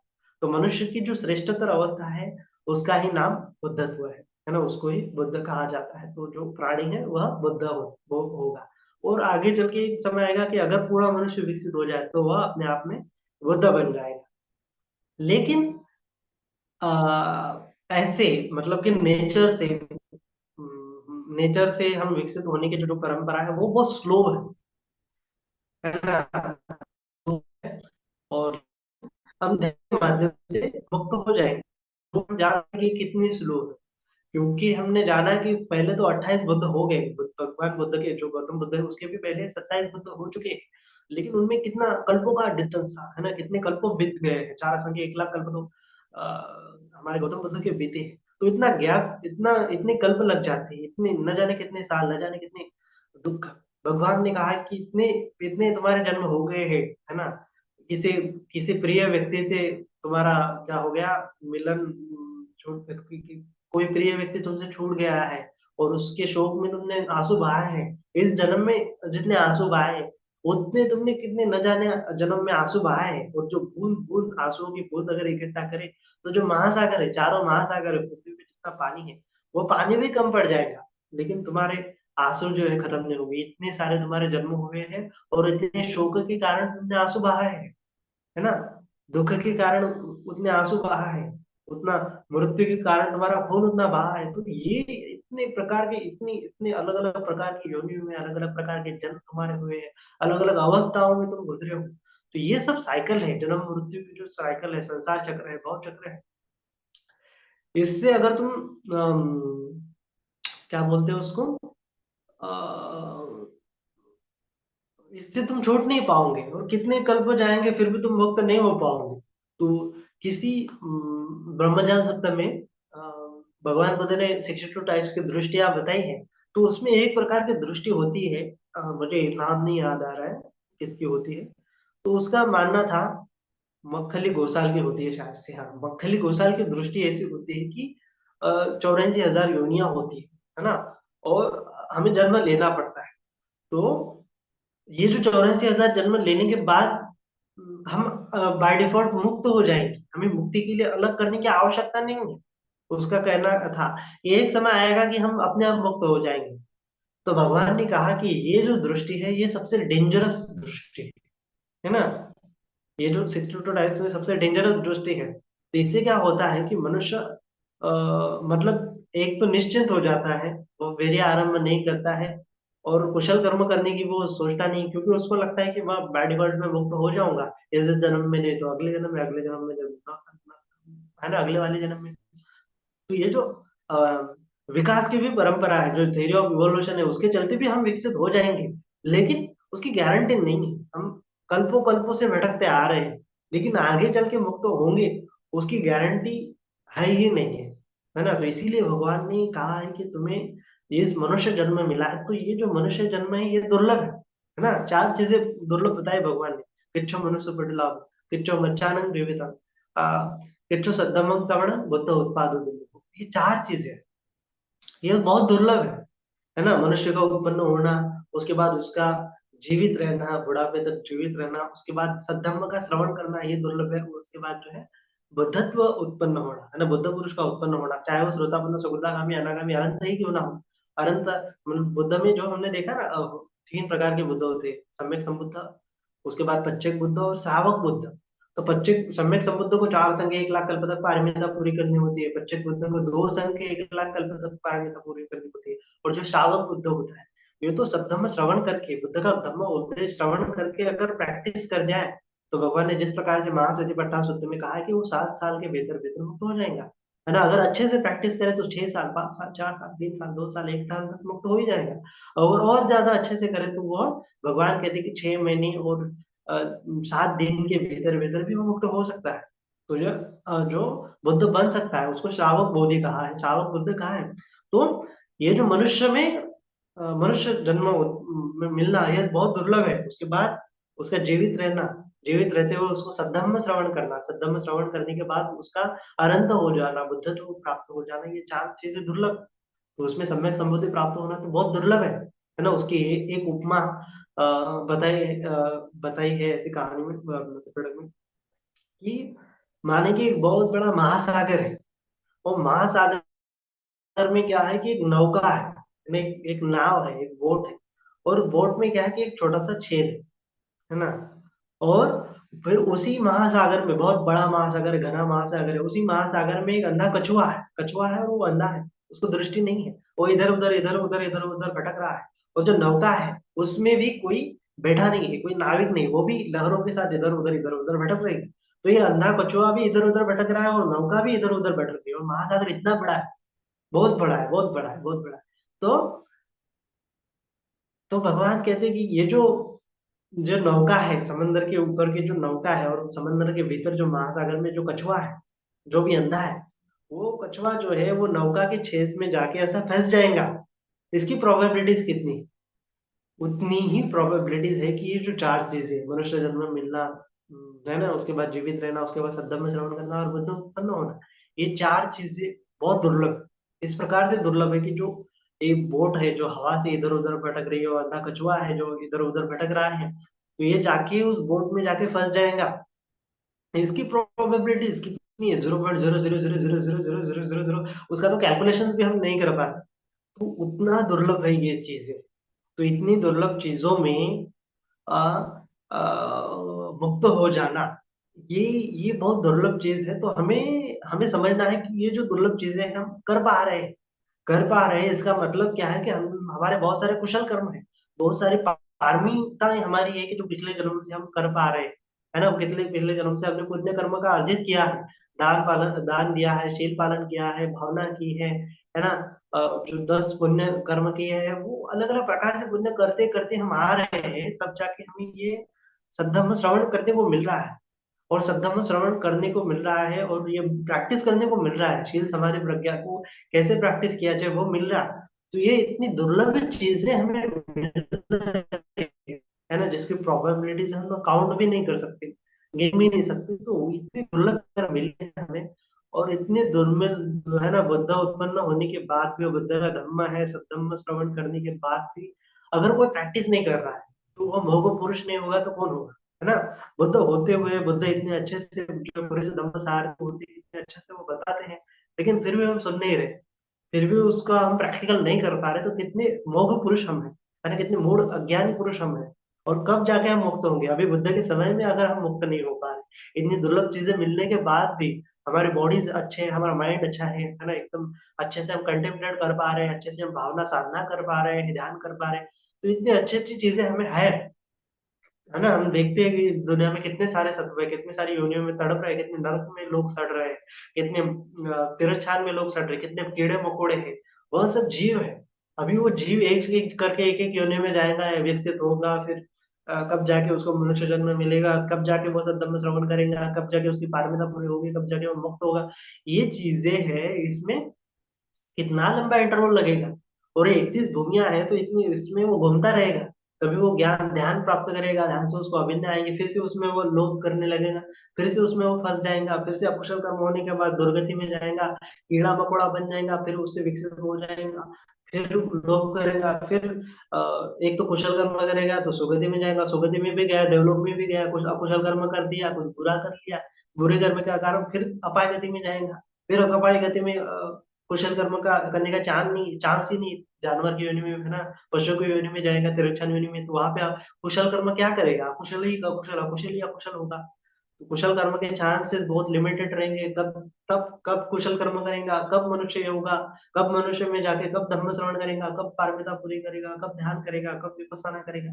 तो ये जो साइकिल है, ये आगे पीछे आगे पीछे आगे पीछे जो चक्का घूम रहा है, उसी प्रकार से वो घूम रही है। तो इसे छूटना जो है, छूटने का निस्सरण करने का केवल एकायनोमग है ना, जैसे जिस प्रकार से हमने सतीपट्टान सूत्र में, महासतीपट्टान सूत्र में देखा है, तो वही एकायनोमग है। तो एकायनोमग को अगर हमें भावित करना है, तो हमें क्या करना पड़ेगा? अच्छे से धम्म को श्रवण करना पड़ेगा। अच्छे से धम्म श्रवण करके बुद्ध धम्म संघ के प्रति श्रद्धा उत्पन्न करके शीलों में प्रतिष्ठित होना पड़ेगा, समाधि में प्रतिष्ठित होना पड़ेगा, और विपස්සना की भावना करनी पड़ेगी। तो ये हमें समझना है ना।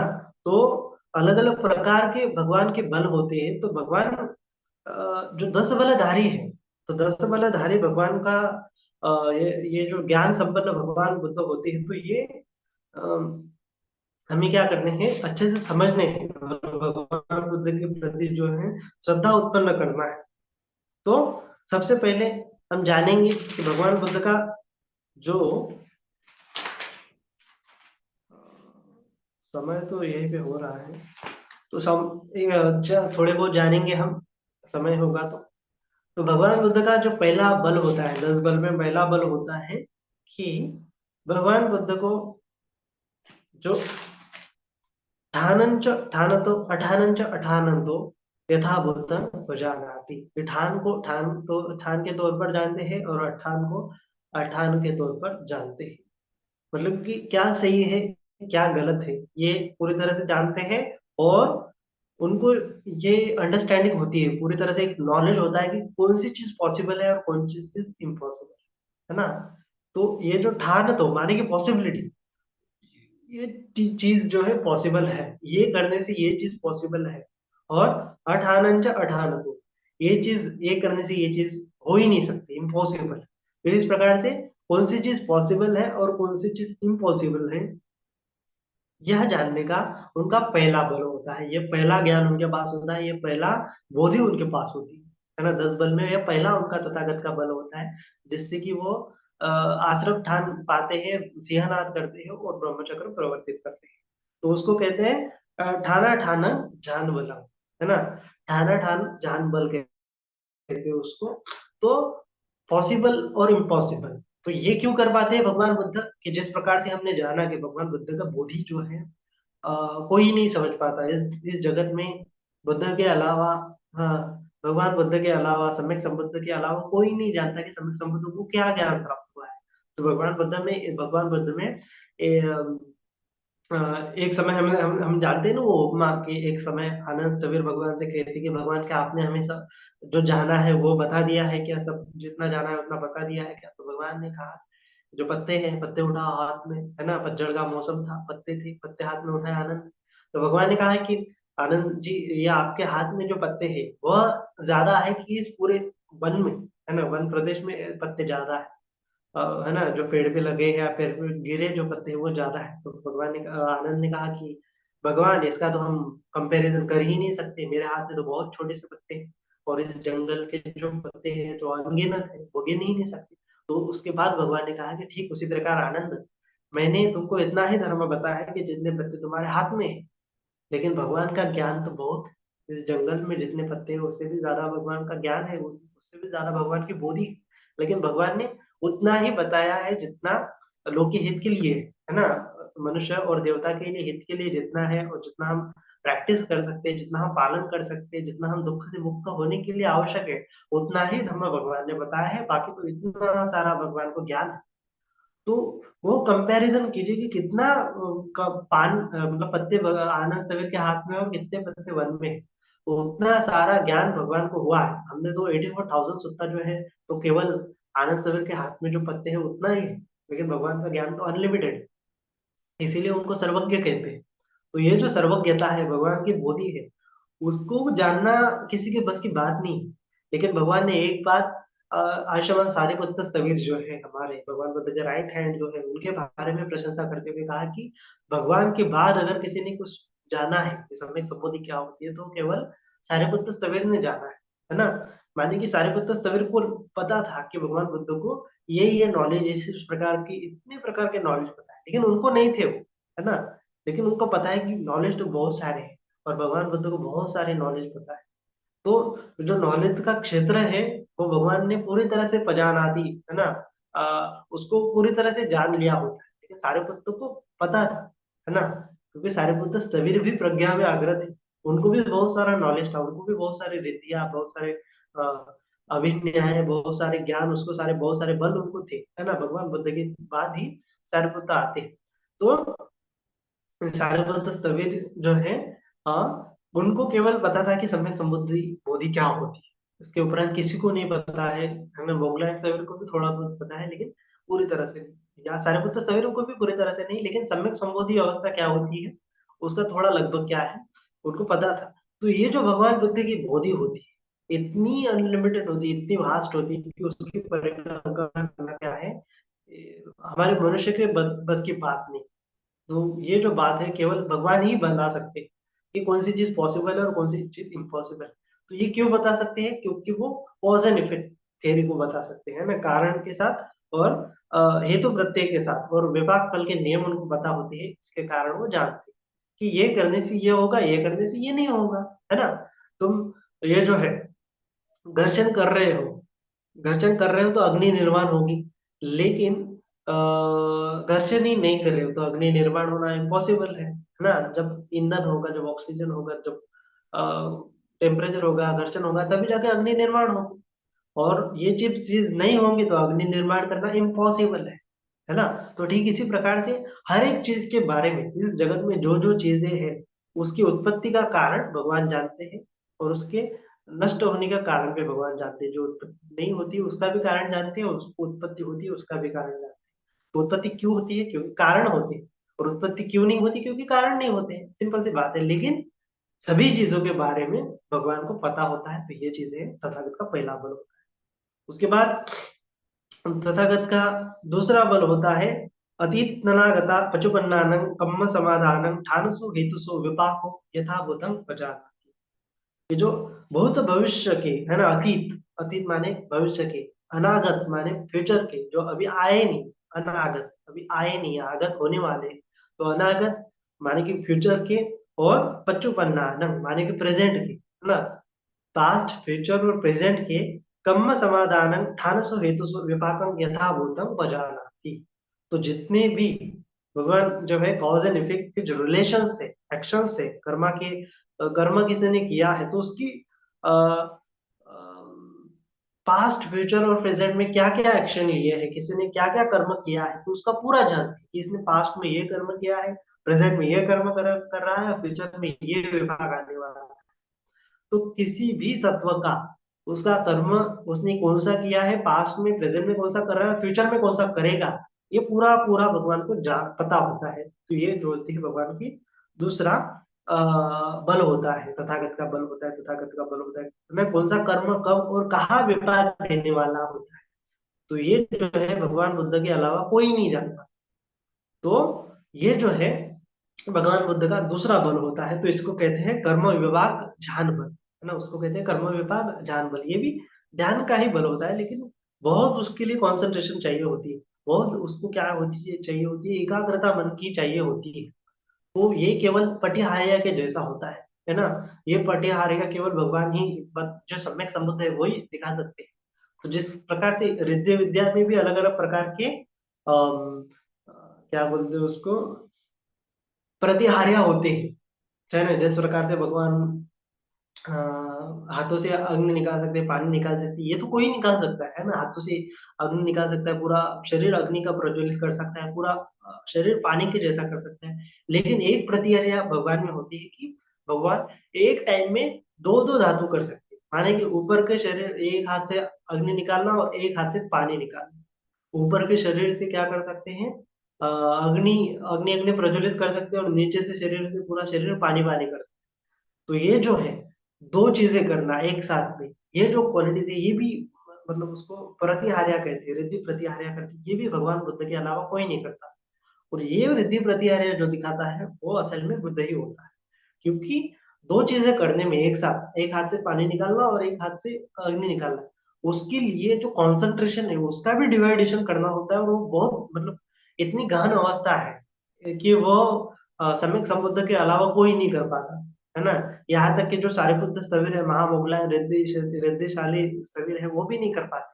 वो तो केवल पूरा अग्नि प्रज्वलित कर देंगे, एक टाइम में बदलेंगे, क्षण में पूरा पानी पानी हो जाएंगे, क्षण में हवा हवा हो जाएंगे, लेकिन एक साथ में दो चीजें कर देना, ये ये क्वालिटीज केवल सम्यक संबुद्ध में होती है। कौन सा भी कोई कितना भी रिद्धि सिद्धि वाला मनुष्य क्यों ना हो, वह ये कर नहीं सकता, ये केवल सम्यक संबुद्ध ही कर सकते हैं।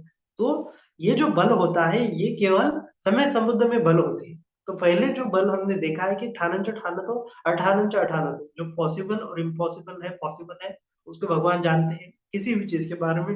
ठीक दूसरा होता है कि कोई भी सत्व, उसने उसका कर्म कौन से स्थान में कौन सा कर्म किया है, किस हेतु से किया है, और उसका विपाक क्या आने वाला है ना। कर्म समाधान ठानसो हेतुसो विपाकं यथावतम पजाना। तो ये जो है दूसरा उसका तथागत का बल होगा कि जिससे वो अष्टम ध्यान प्राप्त करते हैं और सिंहनाद करते हैं और ब्रह्मचक्र प्रवर्तित करते हैं।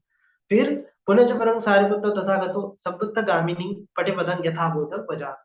तो तीसरा बल भगवान का होता है कि वो संबद्ध गामिनी पटिपदं यथाभूतं भजानाति, कि सर्व जो मार्ग होती है, सब मार्ग भगवान जानते हैं। सब मार्ग में एक्चुअली जो सुगति और दुर्गति में जाने वाले वो मार्ग भगवान जानते हैं, है ना। 31 प्रकार के लोग हैं मनुष्य, कौन सा सत्व कौन से कर्म करके सुगति को जाएगा, कौन सा सत्व कौन से कर्म करके दुर्गति को जाएगा, ये जो है भगवान बुद्ध यथाभूतम बजानाति, सभी के बारे में, ना केवल खुद के बारे में, ना केवल भिक्षु संघ के बारे में, ना केवल उपासक संघ के बारे में, सभी के बारे में, ना केवल मनुष्य के बारे में, अभी तो पशुओं के बारे में, नरक के प्राणी में, प्रेत के प्राणी में, देवलोक के प्राणी, ब्रह्मलोक के, सभी के बारे में भगवान जो है यथाभूत जानते हैं कि ये मरने के बाद कहाँ जाएगा, ये मुक्त हुआ है कि नहीं हुआ है, इसके कौन से आश्रय रहेंगे, कौन से क्लेश रहेंगे।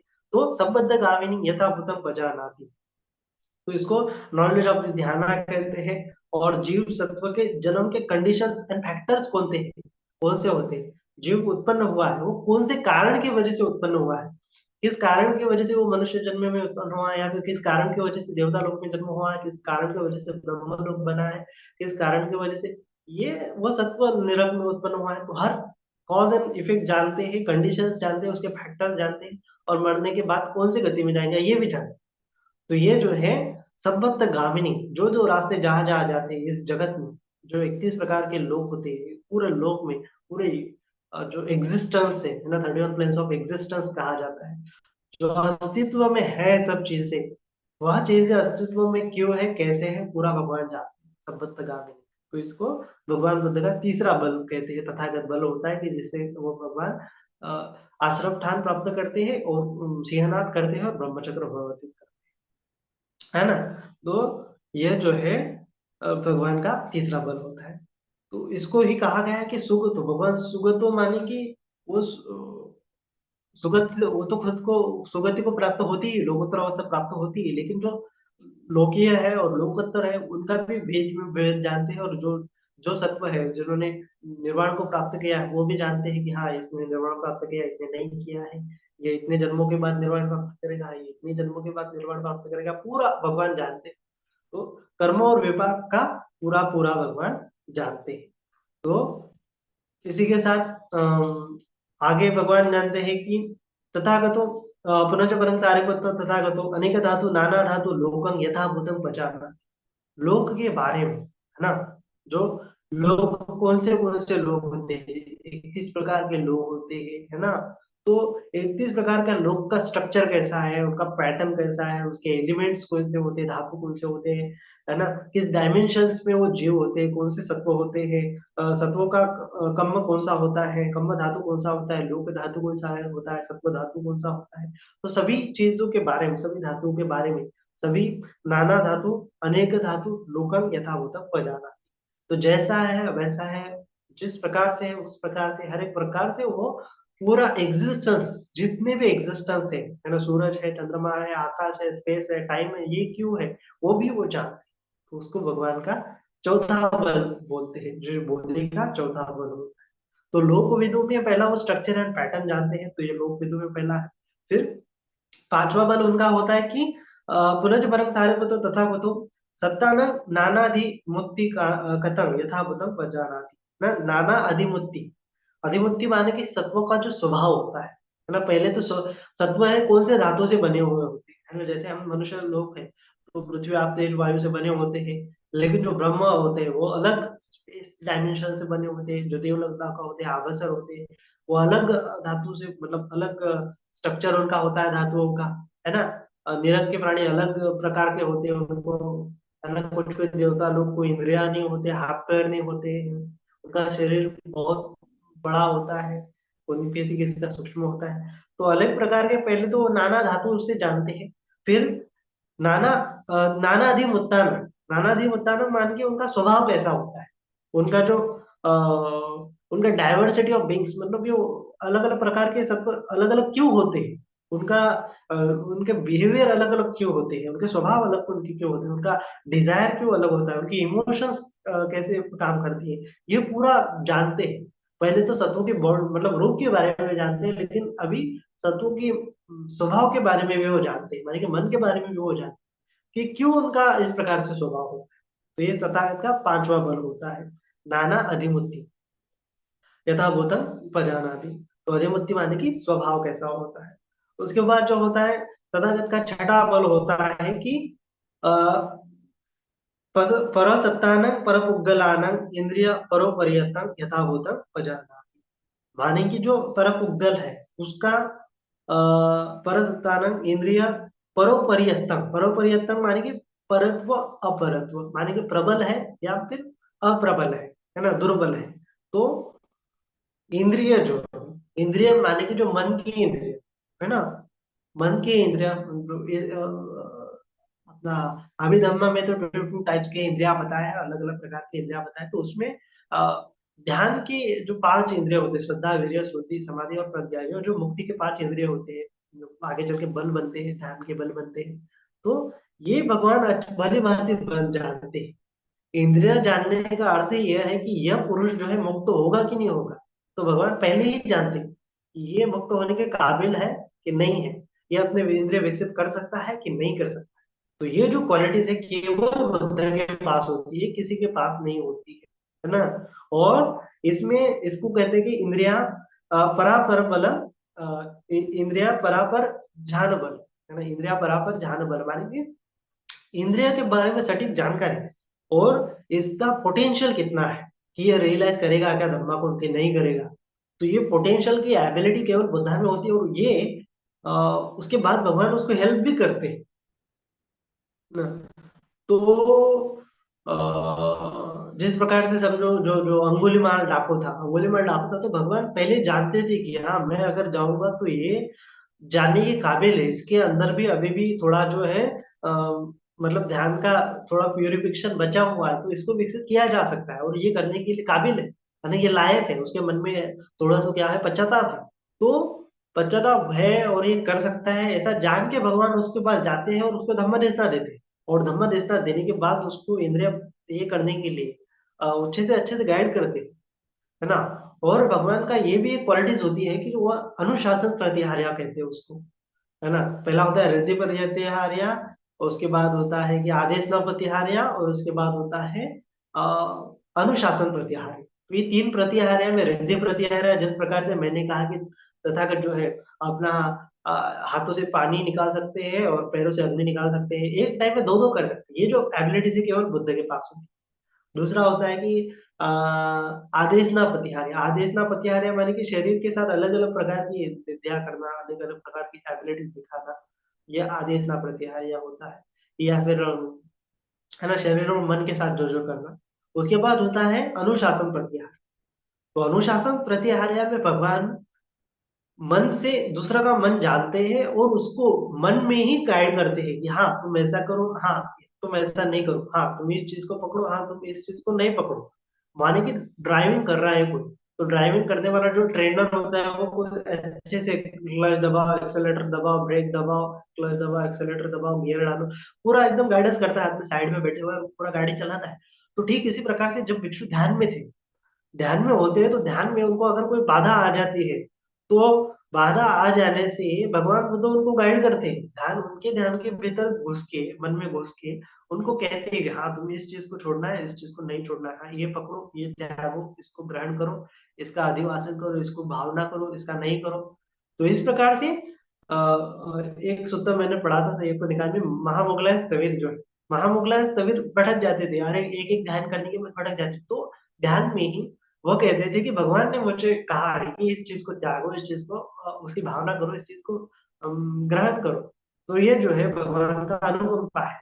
तो ठीक इस प्रकार से जब ध्यान, हाँ ये प्रथम ध्यान प्राप्त किया, फिर प्रथम ध्यान के बाद सुख आता है, तो वो सुख में लीन रहते थे, लेकिन भगवान उनके देव, है ना, अनुशासन प्रतिहार्या से मन में जाते हैं और वो उनको कहते हैं कि हाँ ये त्यागो, अगले ध्यान के लिए बढ़ो, फिर अगले ध्यान को त्यागो, ये ध्यान के लिए बढ़ो, ये करो वे करो, ऐसे करते करते पूरा स्टेप बाय स्टेप उनको निर्वाण तक, है ना, निरोध समापत्ति की अवस्था तक भगवान ले जाते। तो भगवान ने कहा है कि जो हृदय प्रतिहार्या है, आदेशना प्रतिहार्या है और अनुशासन प्रतिहार्या है, इन तीनों में कौन सा श्रेष्ठ है ना। एक सूत्र में श्रमण को, एक ब्राह्मण को पूछा, तो ब्राह्मण ने कहा कि जो अनुशासन प्रतिहार्या है वह श्रेष्ठ है। वो अलग अलग ब्राह्मण होते हैं, तो कोई कहता है कि हृदय श्रेष्ठ है, कोई कहता है आदेशना श्रेष्ठ है, तो कोई कहता है अनुशासन श्रेष्ठ है। लेकिन भगवान कहते हैं कि केवल अनुशासन ही श्रेष्ठ है, अनुशासन प्रतिहार्या ही श्रेष्ठ है, क्योंकि इससे दूसरे के चित्त को विमुक्त किया जाता है, दूसरे के चित्त को मार्ग दिखाया जाता है ना। तो थोड़ी सी धम्म स्वार्थी की जो क्वालिटी है इसी अनुशासन के चलते आती है। तो ये कैसे आती है कि जो इंद्रिय परापरा ज्ञान बल होता है उससे आती है, कि अगर दूसरे को इंद्रिया, हाँ ये इसका श्रद्धा इंद्रिय कमजोर है, वीर्य इंद्रिय कमजोर है ना, स्मृति इंद्रिय बलवान है, समान्य इंद्रिय कमजोर है, प्रज्ञा इंद्रिय बलवान है, तो उस इंद्रियों को कैसे विकसित करना है, तो भगवान उसके चित्त में घुस के उसका अनुशासन कर सकते हैं, उसको गाइडेंस कर सकते हैं। तो उसको पूरी धम्म सारथी का ये जो है क्वालिटीज जो है, ये इस इंद्रिया परापरा ज्ञान बल से डेवलप होती है, जो कि तथागत का छठा तथागत बल होता है ना, 6 नंबर का बल होता है। तो पर सत्तानंद परमंगलानंद इंद्रिया पर्यंतम यथाभूतम बजाना, यह जो है छठा भगवान बुद्ध का तथागत बल होता है। तो इसके चलते वो आश्रम ठान को पाते हैं, चेहनाथ करते हैं और ब्रह्मचक्र को प्रवर्तित करते हैं, है ना। जैसे ब्रह्मचक्र में भी हमने देखा है ना कि जो पंचमज्ञ भिक्षु सारनाथ को पहला भगवान बुद्ध ने उपदेश दिया, तो उसमें धम्मचक्र प्रवर्तन क्यों कहा। तो धम्मचक्र प्रवर्तन इसीलिए कहा है कि जो कोंडन नियम है, जो आश्रम कोंडन है पंचमज्ञ भिक्षुओं में, तो उन्होंने भगवान बुद्ध को जो निर्वाण प्राप्त हुआ था, वह निर्वाण का क्या कर लिया, चख लिया स्वाद, माने कि श्रोता बनना अवस्था प्राप्त कर ली, पहले चीज प्राप्त कर ले निर्वाण। तो ये कैसे कर ली भगवान की, जो भगवान ने जिस प्रकार से जाना कि उनके चित्त में ये इंद्रिया कमजोर है, तो भगवान ने उनको यह इंद्रिया बलवान बनाई और उनका पोटेंशियल रियलाइज करते हुए उनको गाइडेंस किया, अनुशासित किया, और अनुशासन करते हुए वो श्रोतापन्न की अवस्था तक आ गए। पांचों जनों को गाइडेंस किया, लेकिन जो कौंडिन्य है वो अच्छी तरह से समझ पाया, और अच्छे से समझने से वो एकदम श्रोतापन्न की अवस्था में निर्वाण का उनको साक्षात्कार हो गया। तो उन्होंने कहा, हम फिर उन्होंने उदाहरण कहा कि मैंने जान लिया। तो इस प्रकार तथागत ने भी कहा कि उसने जान लिया है, कौंडिन्य ने, अन्यासी मतलब वो कौंडिन्य, अन्यासी कौंडिन्य ने जो जान लिया है, अज्ञात को जान लिया है। तो अभी ये जो ब्रह्मचक्र है, कोई नहीं इस जगत में, कोई नहीं है ना, न श्रवणे न वा ब्राह्मणे न वा देवे न वा मारे न वा ब्रह्म न वा केन च दुःखस्मिन्। तो इसको कोई भी अप्रवर्तित नहीं कर सकता। भगवान ने एक बार प्रवर्तित कर दिया तो उसको अभी कोई प्रवर्तन नहीं कर सकता। माने अभी कौंडिन्य जो है श्रोतापन्न हो गए, निर्वाण को उन्होंने पा दिया, अभी कोई मार उसको आक्रमण नहीं कर सकता, कोई ब्रह्मा कोई देव उन पे आक्रमण नहीं कर सकता, उनको किसी भी प्रकार की फिलोसफी बताए, कोई भी बताए, लेकिन अभी वो निर्वाण से च्युत नहीं हो, है ना, निर्वाण से उनका क्या बोलते हैं उसको, क्या डाउनफॉल नहीं होगा, है ना। इसी प्रकार से भगवान जो है ब्रह्म चक्र को प्रवर्तित करते हैं, माने को उपदेश देने के बाद वो सामने वाला उसको सुनने के बाद कोई अगर कितना भी कहे, लेकिन कॉज एंड इफेक्ट के साथ बताने से, भगवान का धम्म का अच्छे से स्वाख्यात तरीके से सार्थक व्यंजन से बताने से सामने वाला इतने अच्छे से समझ पाता है कि कोई भी श्रवण और ब्राह्मण उसकी प्रज्ञा को हिला नहीं सकता, उसकी अनुभूति को भी हिला नहीं सकता, क्योंकि अनुभूति के स्तर पर, प्रज्ञा के स्तर पर जान लिया है, इतने अच्छे से जान लिया है। तो श्रमण ब्राह्मण देव मार कोई भी देवता, कोई भी परिषद में वह फिर जाके है ना निडर होके जाएगा और सिंहनाद करेगा, गर्जना करेगा, हाँ इस प्रकार से मुझे ये प्राप्त हुआ है। क्यों करेगा, क्योंकि वो निडर है, क्योंकि सामने वाले कितने भी लोग हैं, एक मार है कि 10 मार है, एक ब्रह्मा है कि 10 ब्रह्मा है, एक श्रमण है कि 10 ब्राह्मण है, कोई भी आ जाए, कितने भी परिषद हो, हजारों की हो, सैकड़ों की हो, उनमें क्या है कि वो सिंहनाद कर सकते हैं, क्योंकि वो काउंटर जो है श्रमण ब्राह्मण देव मार ब्रह्म लोग कोई भी उसको काउंटर नहीं कर सकता, है ना, काउंटर उनका बोली का काउंटर नहीं कर सकता। तो क्योंकि अनुभूति साक्षात्कार और यथाभूत, यथाभूत माने कि कॉज एंड इफेक्ट के साथ पूरा, आदिनव के साथ, आस्वाद के साथ, निस्सरण के साथ, समुदाय के साथ, है ना, अस्तगमन के साथ परिपूर्ण को जानने से उसका यथाभूत जानना हो जाता है, और यथाभूत जानने से उसका कोई हिला नहीं सकता, ब्रह्मचर्य चक्र को कोई अपत्तिवर्तीय नहीं कर सकता, अप्रवर्तित नहीं कर सकता, रिवर्स नहीं घुमा सकता, जो कहा है तो वो अभी कहा गया है। तो इस प्रकार से भगवान का ये छठा बल बहुत इंपॉर्टेंट है, उसको अनुशासन प्रति, मतलब सभी तो बल इंपॉर्टेंट ही है, लेकिन हमारे जो है काम के जो या फिर जो श्रावक के काम के होते हैं वो तो है। तो इसी प्रकार से अनुशासन प्रतिहार्य ये पूरी से धम्म सारथी का बहुत अच्छा है। और उसके बाद जो है सातवां बल जो है, भगवान जो है ध्यानं विमोखं समाधि समापत्तिन सकिलेशं गोदानं गुट्ठानं यथाभूतं क्वचा। ये जो ध्यान है ना, ध्यान की अवस्था है, प्रथम ध्यान, द्वितीय ध्यान, तृतीय ध्यान, चतुर्थ ध्यान, किसको कितना प्रथम ध्यान, किसको कितना ध्यान प्राप्त होगा, किसको कब ध्यान प्राप्त होगा, ये पूरी तरह से जानते हैं। विमोक्षम, कौन सा व्यक्ति कब विमुक्ति प्राप्त करेगा, ये यथावत जानते हैं। समाधि, कौन सा व्यक्ति कब समाधि प्राप्त करेगा, कौन सी समाधि प्राप्त कराएगा, ये यथावत जानते हैं। समापत्ति भी यथावत जानते हैं, और इसका नेचर यथावत जानते हैं। ये सक्लेश है, मलिन है ना, इसकी समाधि मलिन है, इसका ध्यान मलिन है, इसकी विमुक्ति मलिन है, इसकी समापत्ति मलिन है, उसकी मलिनता को जानते हैं। गोदान, उसकी परिशुद्धि को जानते हैं। उत्थान, उसका उत्थान कैसे विकसित कर सकता है, उसके प्रोसेस को जानते हैं। ये सब चीजें को यथावत जानते हैं, है ना। और यथावत जानना ये किसी की बस की बात नहीं है, केवल क्या है कि पूरी तरह से तथागत ही जान पाते हैं, तथागत के अलावा कोई नहीं जान पाता, कोई भी श्रवण ब्राह्मण उसको नहीं जान पाता। क्योंकि ये खुद के बारे में तो ठीक है, लेकिन दूसरों के चित्त में जानना, दूसरों का ध्यान जानना, दूसरों का विमुक्त जानना, दूसरे की समाधि, दूसरों की समापत्ति, उसकी मलिनता जानना, उसकी परिशुद्धि जानना, उसका कल्टीवेशन कैसे करना है वो जानना, है ना, उत्थान कहा है। तो ये चीजें भगवान भली बातें जानते हैं, और कब कौन सा व्यक्ति विमुक्ति प्राप्त करेगा, ये भी भगवान भली भांति जानते हैं।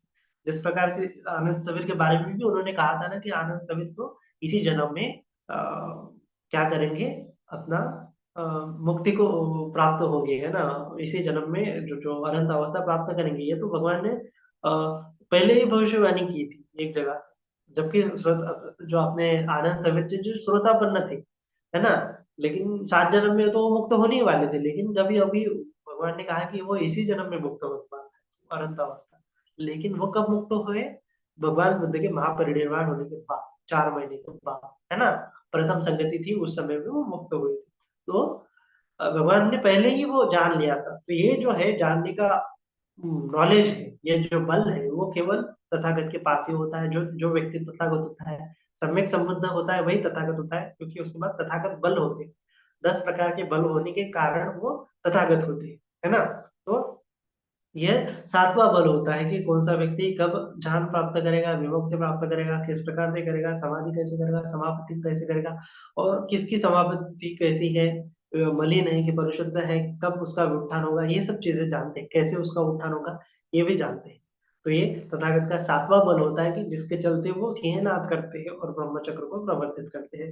उसके बाद पुनः परं सायभूत तथागतो अनेक विहितं पब्बे निवासानं अनुसरति।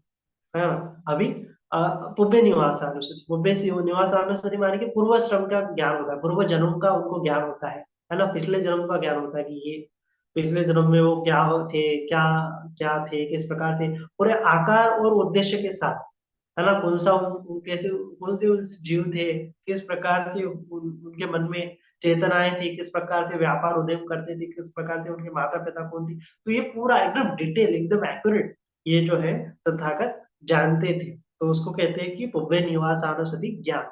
तो यह ज्ञान भी भगवान बुद्ध के पास होता है। ये तथागत का 8वां बल होता है, जिसके चलते तथागत ब्रह्मचक्र सिंहनाद करते हैं और ब्रह्मचक्र को प्रवर्तित करते हैं। उसके बाद होता है दिव्य चक्षु ज्ञान, दिव्य चक्षु अभिज्ञा, है ना, जिस प्रकार से मैंने कहा कि जो जितने भी सत्व है वो उसको आंख बंद करके देखते हैं। 31 प्रकार के लोग हैं, उसको बैठे बैठे देख सकते हैं, और कौन सा सत्व क्या कर रहा है, कौन सा सत्व कब मरेगा, मरने के बाद कौन से सुगति को जाएगा, कौन से योनि में जन्म लेगा, है ना। कुशल कर्म करेगा तो भगवान पूरी तरह से जानते हैं कि कुशल कर्म करने से सुगति जाएगा, इसने इतने इतने अकुशल कर्म किए, अब मरने के बाद ये दुर्गति को जाएगा, है ना, नरक में जाएगा, इतने इतने कुशल कर्म किए, अब धर्म श्रवण किया। इस प्रकार से वो भगवान पूरी तरह से सम्यक दृष्टिवान कोई है तो सुगति को जाएगा, मिथ्या दृष्टिवान है कोई तो दुर्गति को जाएगा। कॉज एंड इफेक्ट के साथ वो दिव्य दृष्टि उनको प्राप्त होता है। तो पूरा पूरा वो जानते हैं, पूरा पास्ट फ्यूचर और प्रेजेंट, कौन सा सत्व कब उत्पन्न होगा, कैसे उत्पन्न होगा, कौन सी योनि में उत्पन्न होगा, तो इसका दिव्य चक्षु होता है। दिव्य चक्षु माने कि सत्वों की उत्पत्ति के बारे में ज्ञान होता है ना। तो विजिबल तो होते ही, दिखते तो दिखती है, लेकिन वो कब मरेंगे, मरने के बाद कहाँ उत्पन्न हुए, वो भी उनको दिखता है। तो इस प्रकार से उसको दिव्य चक्षु कहा है। माने कि जो है ना, सुपर नेचुरल कह सकते हैं या फिर सुपरा मुंडन कह सकते हैं, इस प्रकार से कह सकते हैं, अलग अलग प्रकार से उसको शब्द होते हैं। और उसके बाद पुनश्च परं सारिपुत्रो तथागतो आसवानं खया अनासवं चेतो विमुक्ति पञ्च विमुक्ति दृढे वदम्बे स्वयं अविनाशच्च कृत्वा उपसंपज्ज विहरति। तो उसके साथ साथ भगवान जो है आसवा खया, है ना, अनासरम चेतो विमुक्ति पञ्च विमुक्ति दृढे वदम्बे अन्य। तो इसी जीवन में भगवान ने क्या कर दिया होता है, चेतो विमुक्ति और प्रज्ञा विमुक्ति को प्राप्त किया होता है, जिसको आश्रवा खया ज्ञान कहते हैं। वो ज्ञान को प्राप्त किए हुए होते भगवान विहार करते हैं। तो ये भगवान बुद्ध का 10वां बल होता है। तो इसी प्रकार से उसको आसवा खया ज्ञान कहते हैं, है ना, इस चीज को आसवा खया ज्ञान कहते हैं। तो केवल एक ही ये ज्ञान होता है, आसवा खया ज्ञान की सबसे इंपॉर्टेंट, भगवान ने बार बार इसकी प्रशंसा की है। ये यही एकमात्र ज्ञान होता है कि जो लोकोत्तर होता है। तुमको कितने ही पुनर्जन्म दिख जाए, कितना भी दिव्य चक्षु दिख जाए, कितने भी लोग दिख जाए, लेकिन इसका अर्थ ये नहीं कि तुम मुक्त हो। मुक्ति का अर्थ केवल है आस्वाख्या ज्ञान, है ना। आस्वाख्या ज्ञान में चेतु विमुक्ति पन्या विमुक्ति जब कोई प्राप्त करके विहारता है तो उसको आस्वाख्या ज्ञान कहते हैं। जो आश्रव है, तृष्णा है, वो कैसे उत्पन्न हुई है ना, तृष्णा का कारण क्या है, तृष्णा का उपादान क्या है, तृष्णा कैसे नष्ट करते हैं, तृष्णा का निसरण क्या है, तो ये कोई जानता है ना, दुख को जानता है, दुख के समुदय को जानता है, दुख के निरोध को जानता है, दुख के निरोध प्रतिपद गामिनी को जानता है, उसके मार्ग को जानता है। तो वह व्यक्ति को आस्वाख्या ज्ञान प्राप्त हुआ है, ऐसा माना जाता है। तो जिसको ये आस्वाख्या ज्ञान है वही केवल मुक्त है। और ये आस्वाख्या अभिज्ञा ही एकमात्र अभिज्ञा है कि जो लोकोत्तर है, कि जो इस संसार चक्र से तुम्हें परे ले जाएगी, है ना, मुक्त कराएगी। बाकी के जो अभिज्ञाएं है, बाकी की जो पावर है, वो लोकीय हो, माने कि कितने भी आ जाए, लेकिन इसका अर्थ ये नहीं कि तुम मुक्त हो। मुक्त होने का अर्थ है केवल तृष्णा से मुक्त, है ना। तो तृष्णा जब तक समझ नहीं आती, तृष्णा का बिहेवियर जब तक समझ नहीं आता, तब तक मुक्त नहीं होता। दिव्य चक्षु प्राप्त होने से तृष्णा नहीं समझ में आती, दिव्य सुख प्राप्त होने से तृष्णा नहीं समझ में आती, है ना। हवा में उड़ रहे हैं इसका मतलब, पानी पे चल रहे हैं, आग निकाल रहे हैं इसका मतलब तृष्णा नहीं समझ में आती। तृष्णा का नेचर अलग है, तृष्णा का स्वभाव अलग है। तो उसको समझना, उसका कॉज एंड इफेक्ट समझना, उसका निस्सरण समझना ही क्या है, आस्वाख्या ज्ञान। आस्वाख्या ज्ञान प्राप्त करके विहार करता है वही सही मायने में मुक्त होता है ना। उसको ही आस्वाख्या ज्ञान अभिज्ञा कहते हैं। तो जो इस अभिज्ञा को धारण किया होता है, स्वतः समझ निरंतर होता है, और वह पच्चिम बुद्ध भी होता है, और वो सम्यक बुद्ध भी होता है, वह श्रेष्ठ होते हैं। तो इसी के चलते वह श्रेष्ठ होने के ही कारण ये तथागत बल, तथागत उनको कहते हैं, है ना। और जो अगर कहेगा कि जो इस प्रकार से भगवान बुद्ध मतलब जानते हुए कहेगा कि इस प्रकार से बल, भगवान के पास कोई बल नहीं है ना, कोई लोकोत्तर ज्ञान नहीं है, कोई दिव्य शक्ति नहीं है, और श्रमण, ये जो गौतम है केवल तर्क और मीमांसा के आधार पर धर्म उपदेश करता है, तो उसको क्या है कि इस दृष्टिकोण को यदि भी किसी ने नहीं छोड़ा तो वो मिथ्या दृष्टि में पड़ जाएगा। मिथ्या दृष्टि पे पड़ जाएगा तो निरग में जाएगा, पशु योनि में जाएगा, है ना। क्योंकि वो जो बोधि है, बोधि ज्ञान को नहीं समझ पा रहा है, बोधि की अवस्थाओं को नहीं समझ पा रहा है, तो वह व्यक्ति की श्रद्धा उत्पन्न नहीं होगी बोधि के ऊपर। बोधि के ऊपर श्रद्धा नहीं उत्पन्न होगी तो बोधि नहीं प्राप्त करेगा, कर पाएगा। बोधि नहीं प्राप्त कर पाएगा तो इसका मतलब ये मुक्त नहीं हुआ, नहीं हो पाएगा, है ना। तो इसीलिए बोधि के ऊपर श्रद्धा होना भी बहुत इंपॉर्टेंट है ना। तो श्रद्धा उत्पन्न होते हुए तुम्हारा श्रद्धा बल विकसित होगा, वीर्य कर पाओगे, श्रुति बल विकसित होगा, समाधि बल विकसित होगा, प्रज्ञा बल विकसित होगा। तो ये जो 5 बल जब तक विकसित नहीं हो पाएंगे तब तक सप्तम भुजंग और आर्य अष्टांगिक मार्ग की भावना नहीं कर पाएंगे, है ना। सैतीस बोधि पक्ष धम्म का साक्षात्कार नहीं कर पाएंगे। और है ना, इसीलिए हमें समझना है कि ये जो है तथागत अलग अलग प्रकार से अनंत होते हैं, अलग अलग प्रकार से सम्मा संबुद्ध होते हैं, विद्याचरण संपन्न होते हैं, है ना। अलग अलग प्रकार की विद्याएं उनके पास होती है ना। तो ये विद्याचरण संपन्न ये होते हैं। पुरुष धम्म सारथी सत्ता देव मनुष्य बुद्धो भगवान, ये भगवान बुद्ध की क्वालिटीज है। इसके ऊपर किसी के पे श्रद्धा, अश्रद्धा का भाव व्यक्त करता है तो वह ठीक नहीं है, वो मिथ्या दृष्टि में पड़ जाएगा, क्योंकि इसके अलावा कुछ धर्म है ही नहीं। भगवान ने इतनी अच्छी तरह से धर्म बताया है। तो जब बुद्ध के प्रति, धम्म के प्रति, संघ के प्रति उसकी श्रद्धा बढ़ जाएंगी, तो अपने आप उसका मतलब दृष्टि तो उसकी होने के कारण ही उसकी श्रद्धा विकसित होगी। श्रद्धा विकसित होने से दृष्टि विकसित होगी, दृष्टि विकसित होने से सम्यक दृष्टि हो जाएंगी और वो सुगति को उत्पन्न हो जाएगा। तो इसी प्रकार से भगवान ने आगे भी, ये सूत्र बहुत बड़ा है तो उसको आगे हम कंटिन्यू करेंगे, लेकिन उससे पहले समझेंगे कि भगवान बुद्ध के पास 4 प्रकार के वेशारज्य होते हैं। वेशारद रद्द बोलते हैं उसको, विशारदता, निर्भयता, है ना, एकदम जिसको कहेंगे एक निडरता, है ना, वेशारज्य स्किल कहेंगे। तो इस निर्भयता को प्राप्त करते ही भगवान श्रेष्ठ स्थान को, आसव स्थान को प्राप्त करते हैं, परिषद में सिंह गर्जना करते हैं और धम्म चक्र को प्रवर्तित करते हैं। तो कौन से 4 प्रकार के उनको वैसारज्य होते हैं। तो कोई भी श्रमण ब्राह्मण, है ना, श्रमणेन वा ब्राह्मणेन वा देवेन वा मारेन वा ब्रह्मणा वा केन च वा, इस जगत में कोई भी श्रमण ब्राह्मण जो है भगवान बुद्ध को ये नहीं कह सकता कि तुम सम्यक संबुद्ध खुद को कहते हो, तो सम्यक संबुद्ध कहते हो लेकिन इस चीज को तुम नहीं जानते, ऐसा कोई भी उनको कह नहीं सकता, क्योंकि वो हर एक चीज को जानता है ना। कोई भी श्रमण ब्राह्मण देव या मार ये नहीं कहेगा, है ना। अगर कहा भी तो भगवान उस चीज को जानते हैं, हर एक चीज को जानते हैं। तो यह भगवान का एक वैसारज्य होता है। और उसके बाद कोई भी दूसरा वैसारज्य होता है कि कोई भी श्रमण ब्राह्मण उनको ये नहीं कह सकता, देवमान उनको ये नहीं कह सकता कि तुम इस ये जो आश्रम है तुम्हारे शेष रह गए, मतलब थोड़ा चित्तबल तुम्हारे मन में रह गया है, ऐसा कोई नहीं कह सकता, क्योंकि पूरा भगवान जो है आश्रम से विमुक्त होते हैं। तो ये जो भगवान का दूसरा वैसारज्य होता है। उसके बाद जो विघ्नकारी कर्म होते हैं, तो विघ्नकारी कर्म होते हैं, वो विघ्नकारी कर्म कभी भगवान करते नहीं, है ना। यानी कि जो जो जो शील है या फिर दुशील है, दुशील कभी भगवान दुशीलवान नहीं होते। विद्या और आचरण में 15 प्रकार के आचरण होते हैं, 15 टाइप्स ऑफ आचरण होते हैं, तो वो आचरण भगवान के परिशुद्ध होते हैं।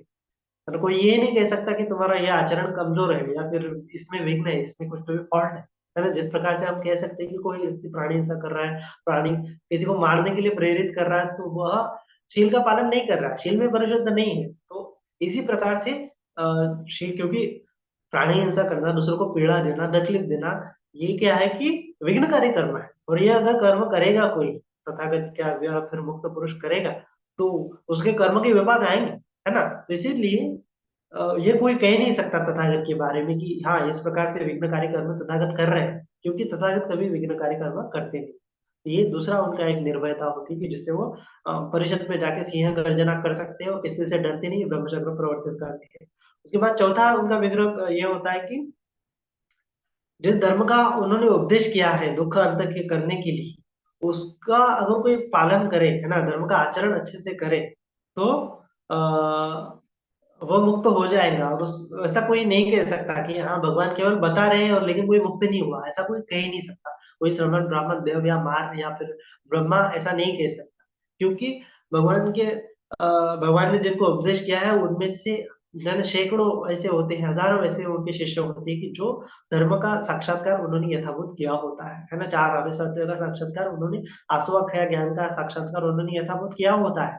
तो ऐसा कोई नहीं कह सकता कि केवल जो है ये बता रहे हैं और उनके शिष्य तो पालन ही नहीं कर रहे हैं, है ना, या फिर उनके शिष्य तो परिपक्व हुए ही नहीं है, तो इसका मतलब ये फॉल्स है। तो ऐसा कोई उन पर आक्षेप नहीं कर सकता, क्योंकि उनके जो संघ है ना, जो जो उनके शिष्यों के साथ चलते हैं, तो शिष्य भी अनंत होते हैं, रिद्धिवान होते हैं, प्रज्ञावान होते हैं, महापंडित होते हैं, तर्क है ना, मीमांसा अच्छे अच्छे से करते हैं, उनको बोधि भी उनकी तथागत के मतलब अग्र श्रावक होती है, अग्र बोधि होती है, वो भी क्या होती है, बहुत हाई लेवल की बोधि होती है। तो ये कोई नहीं कह सकता कि तथागत केवल है ना माने कि एक प्रकार से बकबक कर रहे हो और सामने वाला का कुछ लाभ ही नहीं हो रहा है, ऐसा कोई कह नहीं सकता। तो ये चार प्रकार के निर्भयता होती है, वेशारद जो होते हैं, वेशारद होते हैं कि जिससे चलते भगवान निडर होके जो परिषद में जाके सिंहनाद करते हैं, है ना। कौन सी, पहला तो यह है कि कोई भी चीज, तो कोई भी ये नहीं कह सकता कि तथागत ने इस चीज को नहीं जाना है। कोई भी ये नहीं कह सकता कि तथागत के चित्त में ये आश्रवशेष है। कोई भी ये नहीं कह सकता कि जो विघ्नकारी तथागत कर्म कर रहे हैं, कोई भी ये नहीं कह सकता कि तथागत का जो उपदेश दिया है दुख का, जो उपदेश दिया है, इससे दुख का अंत नहीं किया जा सकता। जो उपदेश दिया है उससे तो दुख का अंत किया ही जाएगा, है ना। जो दुख निरोध परिपथ गामिनी है, अष्टांगिक मार्ग से दुख का निरोध होगा ही होगा। तो ऐसा कोई नहीं कह सकता कि भाई श्रमण या ब्राह्मण या देव या मार कि ये अष्टांगिक मार्ग का साक्षात्कार करने से कोई मुक्त नहीं होता, ऐसा कोई कह ही नहीं सकता, है ना। तो इसी प्रकार से ये चार वैशार्य जो होने के साथ भगवान जो है सिंह गर्जना करते हैं, सिंहनाद करते हैं, तो इसको महासिंहनाद कहा है। तो इसी प्रकार से भगवान ने इस का जो नाम क्यों महासिंहनाद पड़ा, क्योंकि तथागत जो है तथागत की क्वालिटीज बता रहे हैं, बुद्ध की क्वालिटी, समा संबुद्ध की क्वालिटीज क्या होती है, कौन से ज्ञान उनको प्राप्त हुए होते हैं, कौन से बल उनके पास होते हैं, कौन से विशारद निर्भयता उनके पास होती है, वो क्यों निर्भय होते हैं, क्यों सिंहनाद करते हैं, ये सब इस चित्त में होने के कारण उसको महासिंहनाद सूत्र कहा है ना। आगे भी ये सूत्र बहुत बड़ा है, तो उसका हम कंटिन्यू करेंगे आगे आने वाले वीडियो में, समय की कमतरता देखते हुए। आज के लिए हम इतना ही कहेंगे कि भगवान बुद्ध की क्वालिटीज हमें देख के उनका बार बार चिंतन मनन करके, है ना, उनके प्रति श्रद्धा उत्पन्न करनी चाहिए, है ना, बुद्धानुसति करनी चाहिए, धम्मानुसति करनी चाहिए, संघानुसति करनी चाहिए और शिविर में प्रतिष्ठित होने चाहिए, कि जिससे चलते हमें जो सद्धर्म है उसका लाभ मिलेगा, है ना। जो मनुष्य धर्म हमें दुर्लभ है, मिला है, सद्धर्म श्रवण करने के लिए मिला है, बुद्ध की शिक्षा हमें उपलब्ध है, तो उसको हमें लाभ करना चाहिए और इस जन्म में ज्यादा से ज्यादा, है ना, जो शील समाधि प्रज्ञा का पालन करते हुए उसको भावित ज्यादा करना चाहिए और इसी जन्म में मुक्त होने का कोशिश करना चाहिए, क्योंकि आने वाला जन्म जो है, आने वाला जन्म कब और कहाँ होगा ये कोई नहीं जान सकता, है ना। इसकी अनसर्टेनिटी बहुत ज्यादा है। इसीलिए हमें मनुष्य जन्म मिला, धर्म मिला, बुद्ध की शिक्षा मिली है, तो उसका भली भांति हमारे जीवन में पालन करना चाहिए, उसका साक्षात्कार करना चाहिए, उसका भावना करना चाहिए, है ना, और दुख से इसी जीवन में मुक्त होने की कोशिश करनी चाहिए, है ना, वीर्य आरंभ करना चाहिए। उनका उनके प्रति रिस्पेक्ट है, उनके प्रति श्रद्धा है, तो उसको हमें समझना है और पालन करना है। सभी का मंगल हो, सभी का कल्याण हो, सभी जन सुखी हो, सुखी हो।